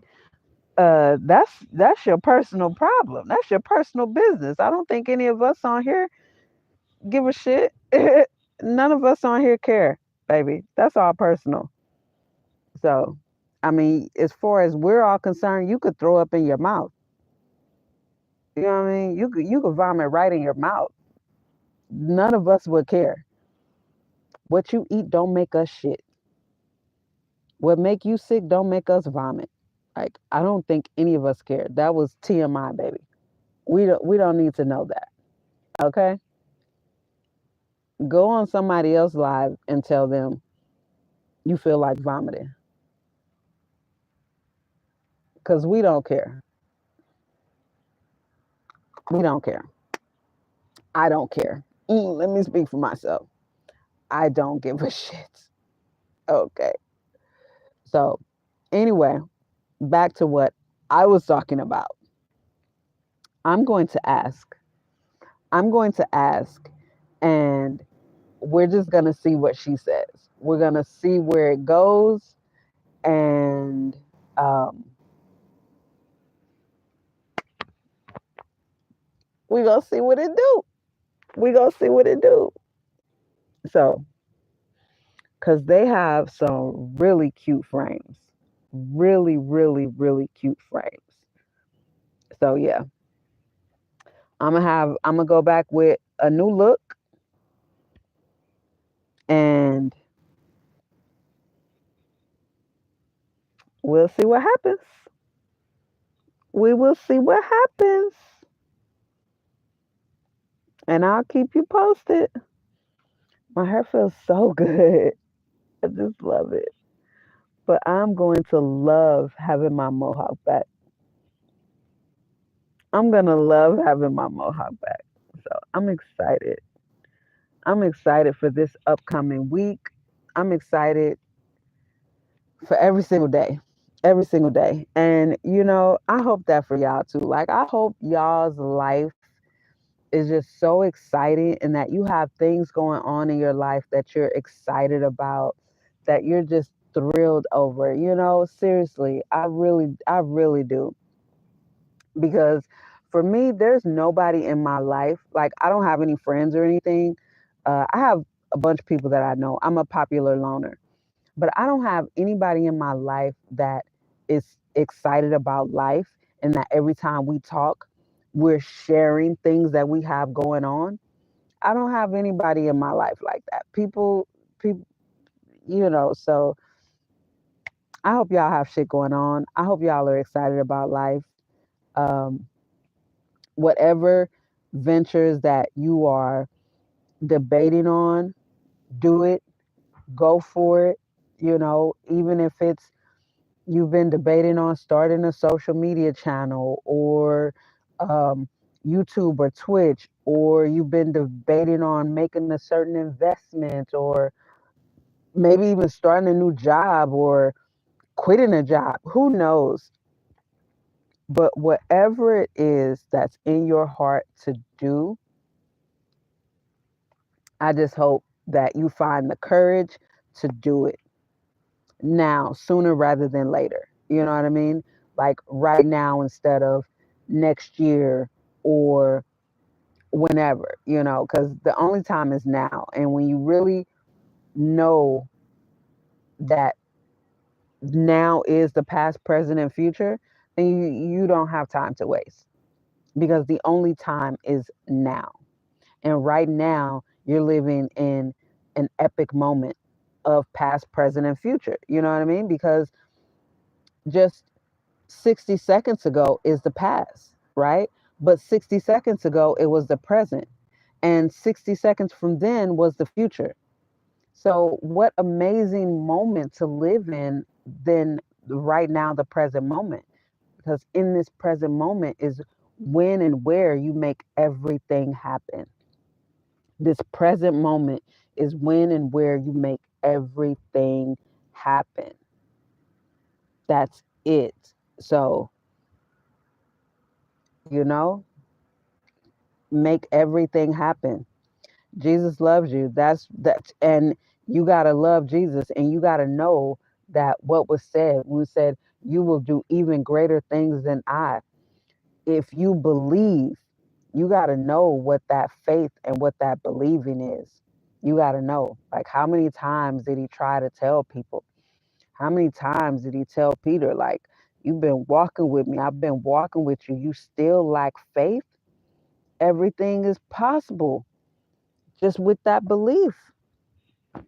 If you can think it, then that means you can do it. You can be it. You cannot think of something that's impossible. It's not possible. It is not possible to think of something that's impossible. So if you can think it, and if you can believe, truly believe, like you believe that your name is what your name is, because your parents told you that your name is Janet. So you believe that. Nobody can come and tell you any differently. You believe that your name is your name. You know, that's the level of belief you got to have in what you create in your mind, regardless of what the physical will show you. Throughout all of the physical that may contradict what's going on in your mind. Because what did Jesus say? If it be long, wait long. But you got to stay faithful to your belief. When he asked the woman, do you believe that just by touching the hem of my garment you'll be healed? She said yes. Okay, so then by your faith you are healed. That belief, creating that in your mind, creating that in your mind, so uh words are life. And my mother embedded that in me. Words are life. Even in scripture, speak life, choose life. So instead of thinking that, everything is outside of us, you got to know that it's all within you. Because some of these translations were incorrectly translated. And some of these translations that in actual Hebrew and actual Aramaic is within, is within you. I am here in you. I like, and then some of it, we hear it, right? We see it, but we still don't believe it. We still want to believe that it's something external from us, because we think that I don't know what people think, but I know they follow man-made religion, and that's going to lead you down the wrong path. But you got to, the same way he told Moses to tell the people when he asked, "Who should I tell them sent me?" You tell them, "I am hath sent me unto you." So when you say, how can you say "I am" and be talking about someone other than you? God know what He's doing. When He said, "I am," tell them, "I am has sent me unto you, and that is my name forever." So how can you say, "I am depressed"? I am sad. That is blasphemy. That right there is using the Lord's name in vain. How can you say "I am" and be talking about someone outside of yourself? But God told Moses to tell the people that "I am have sent me unto you." So you got to know the power in "I am," right? And put something powerful behind that and believe that. What scriptures say? Let the weak say that I am strong. So man-made religion will set you off each and every time because they're going to lead you to believe that uh, there's piety in poverty. They're going to lead you to believe that God is someone outside of yourself. They're not putting emphasis on Moses and the fact that God told him that "I am is my name." Tell them, "I am have sent me unto you." They're not putting emphasis on when you say "I am" and to beware of what you put after that. Not putting emphasis on "my words will not come back to me void." You know what I mean? Like, they're not putting emphasis in these churches, in the man-made churches, on the scriptures that say, "Woe is unto the church, unto the preacher, unto the pastor that's leading my people astray." They ain't talking about none of that. They're just talking about the shit that's gonna have you weak and thinking like you're weak and thinking like you're helpless. You know what I mean? Why you think some of the angels and the jinn are jealous of humans? Because we are the ultimate beings. But no, God is not going to interrupt because He gave us free will, because we are created in His image. All we got to do is speak. When Jesus said you can move mountains, but you don't believe, when you say "Mountain, be ye moved," you don't believe that the mountain is going to move. So, for you, they're just shallow words with no meaning because you don't believe it. You don't believe it because you think, "How can this mountain move?" But you were given dominion over every single thing on this earth. You were given dominion over the wind. You were given dominion over but there are many of the indigenous people who know that. So during a drought, they would summon the rain. They knew how and they believed. And there are many chiefs who, if they had any level of negativity or disbelief, they weren't even allowed. They weren't even allowed around.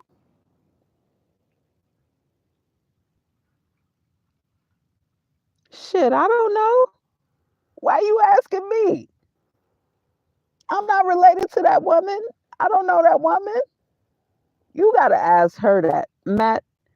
Matt, you gotta go ask her about her ethnicity. How the hell do I know?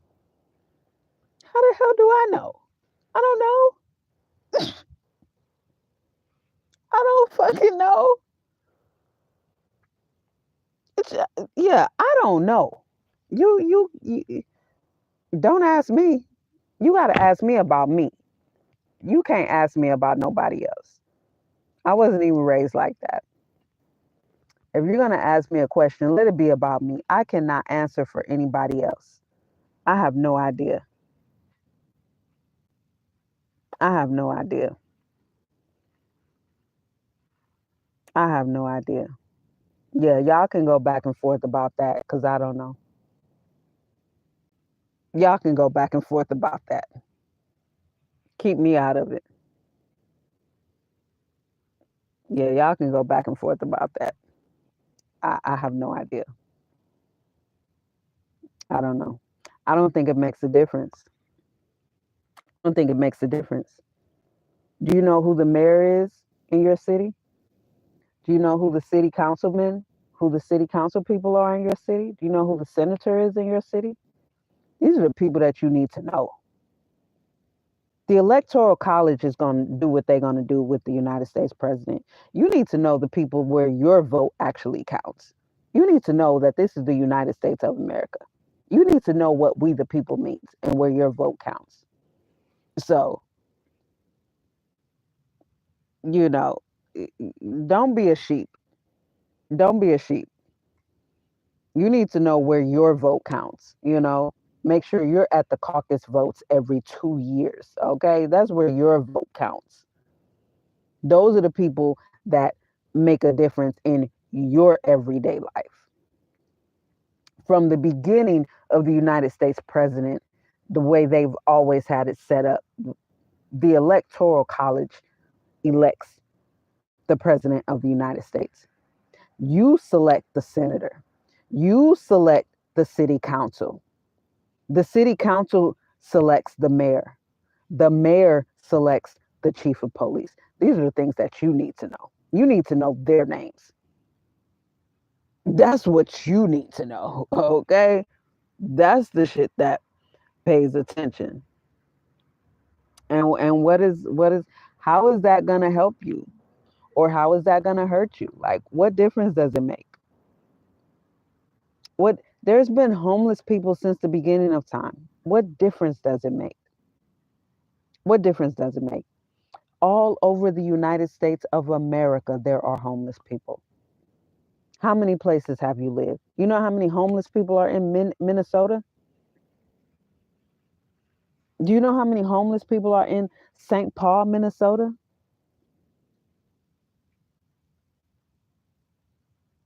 I didn't say the sheriff. I said the chief of police is appointed by the mayor.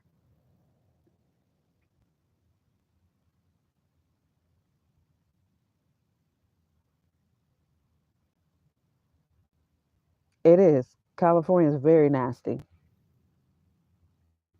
But there are many places in the United States of America, this first world country, that is very nasty. You realize you're talking about a first world country. You're talking about a first world country. So, you're talking about all the homeless people in California and all the poop and drugs. You're right. You're correct. Even in Orange County, you are correct. But this is a first world country at the same time. This is a first world country. This is not a third world country. This is a first world country with people living in tents.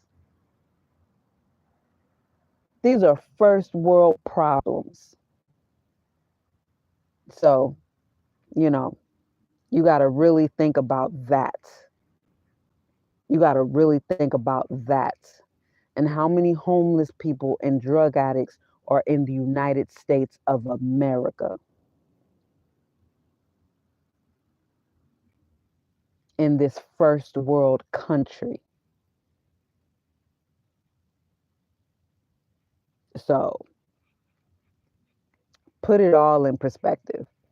Put it all into perspective. These are first world problems. Or are they? Are they? Are they really? It's a lack of humanity problem. Humans don't give a fuck about humans in this first world country. You see more humanity and community in quote unquote third world countries than you see right here in this first world country. So,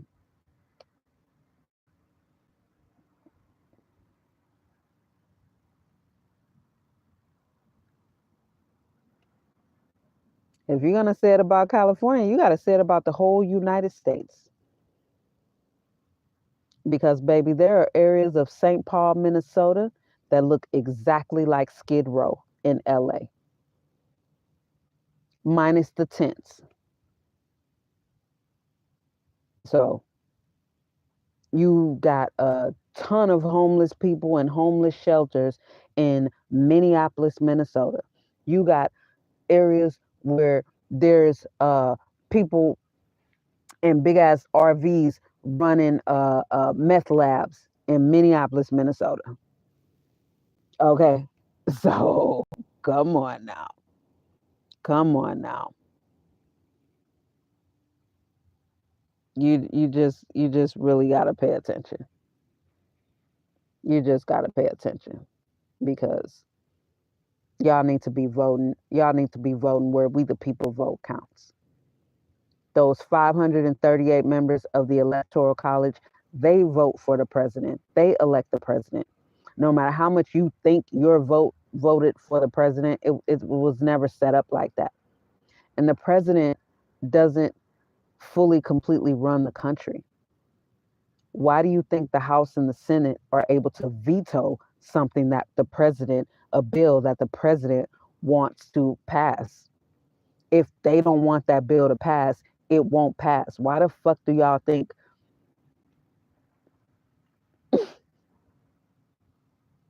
It's so funny. It's like the meme I just saw where you got the wolf standing up talking to all the sheep saying, once elected, I'll be vegetarian. Y'all sound like sheep. Y'all sound like sheep. They taught us in school that the public does not choose the United States president, but y'all are so foolish that y'all allow them to now trick you with this whole. It started off with the rock the vote, so that you can forget about where your vote really counts. They love to see the mass majority not at the caucuses. They love to see that. They love to see that the mass majority of people across the country in every state are not voting on their city council leaders. They love to see that. They love to see the sheep that just go once every 4 years and then just vote down the line in whatever their party is. They don't know any of these names but the president, but they don't know any of these names or their actual political views of all these other people that they're putting in office down the line. They're not at none of the caucuses. They're not at none of the city council meetings. Yeah, like the wolf said to all the sheep, once I'm elected, I'll become vegetarian. Sheep, sheep, pure fucking sheep. It's comical. So that's why I don't talk about politics because I don't get into it and I don't want to get into it because I know that I'm talking to a bunch of sheep. Because all this shit is on the books. None of this shit is hidden information. None of it's hidden information. And we actually live in a really dope country that was set up. Once, if you're able to pull all the bullshit and the victimhood off your eyes, you're able to see that this really is a dope country. And the founding fathers who colonized this country, they were we the people that set it up to where you don't have to give all of your fucking rights away. But you got to know that we actually live in two different United States. There's actually two different United States on the books. And the United States of America Inc. is a corporation. DBA, which stands for Doing Business as the United States of America. This country is a business and it's run like a business. But you have to know that. You have to know that you have the free United States where you got to know that, right? You got to read the shit, you got to know that. And then you have the United States Inc., which is controlled by the federal government. Like that was the trade off, right? So and there are certain states that are completely run. If you live in that state, like for example, Washington, D.C., every resident of Washington, D.C., they, unless they move and then, uh, make some legal changes, they are actually under the control of the federal government. So The colorable laws and statutes and all the bullshit that they have in place that is just extorting money from you every year, they have to abide by that because they live in Washington D.C.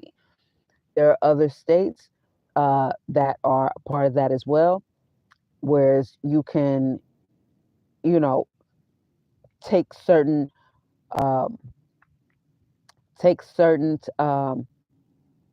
avenues and certain paperwork and certain measurements to get yourself out of that so that you can just navigate yourself as a free human being in the United States that was on this side by the union. You know what I mean? The ones that was like, no, you're not going to control me and everything that I do.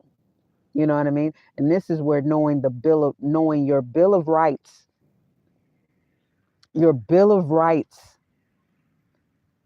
And if you know that the Bill of Rights, those are the only actual laws in the United States. The Bill of Rights, which are the same laws as the fucking Ten Commandments. And it's funny how that works, right? Because this country, this planet, this whole galaxy, the whole everything, nobody owns it.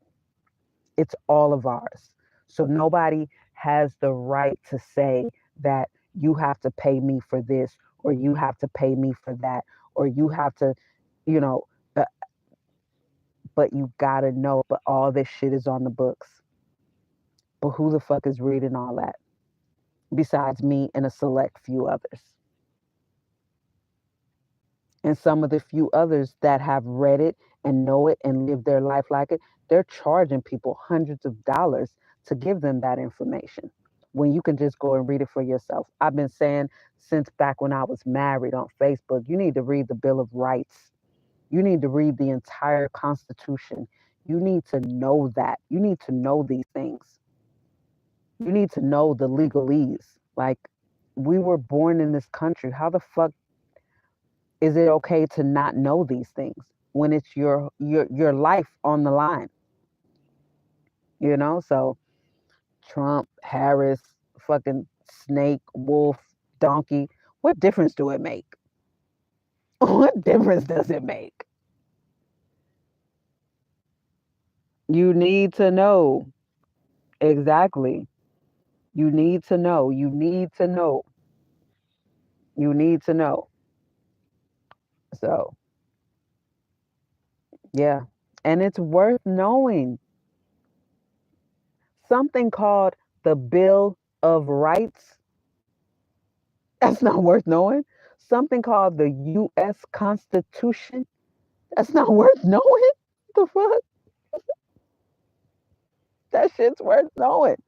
That shit's worth reading. It's worth reading every word for word, line for line, however fucking long it takes. You know what I'm saying? And there was a time when I posted every single constitutional right on my Facebook page, one by one. It was years ago. Yeah. And needless to say, those posts got crickets. Like, no likes, no nothing.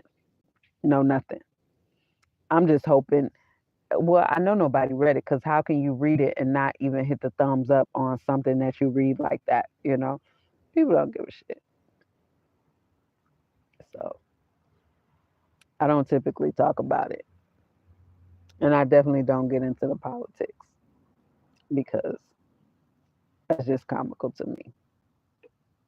That's just comical to me.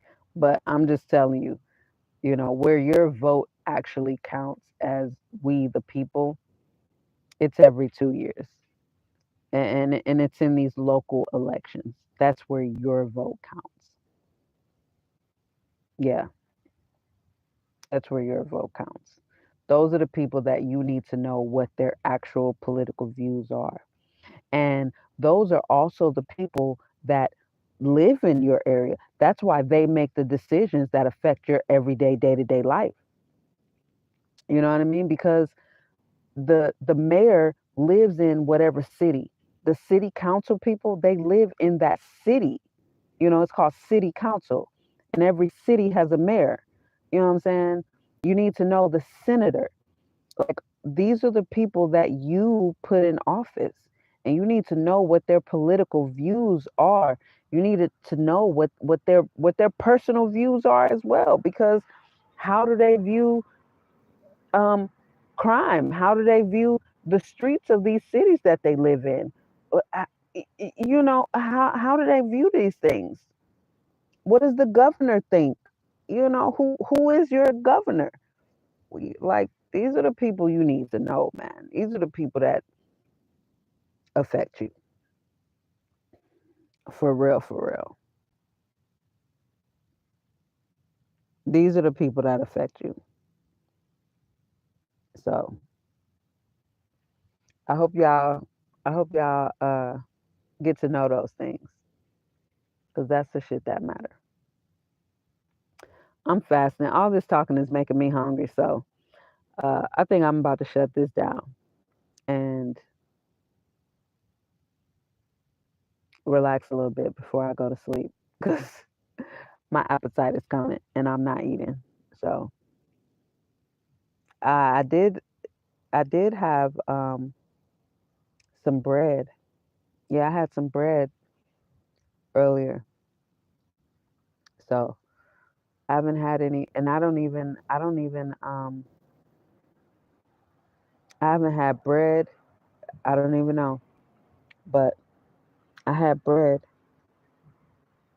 a baguette, a piece of a baguette, and then some kind of pastry, and that's been a while because I just eat meat. So it was good though. It was from a bakery. So anyway, thanks for rocking with me, y'all. This has been a good live. I like doing these. Anyway, happy Monday. Y'all have a great night. Keep sharing the good news. Keep spreading the good news. Quan, I'm so happy for you. And I'll chat with y'all later. I'll see you in the comments.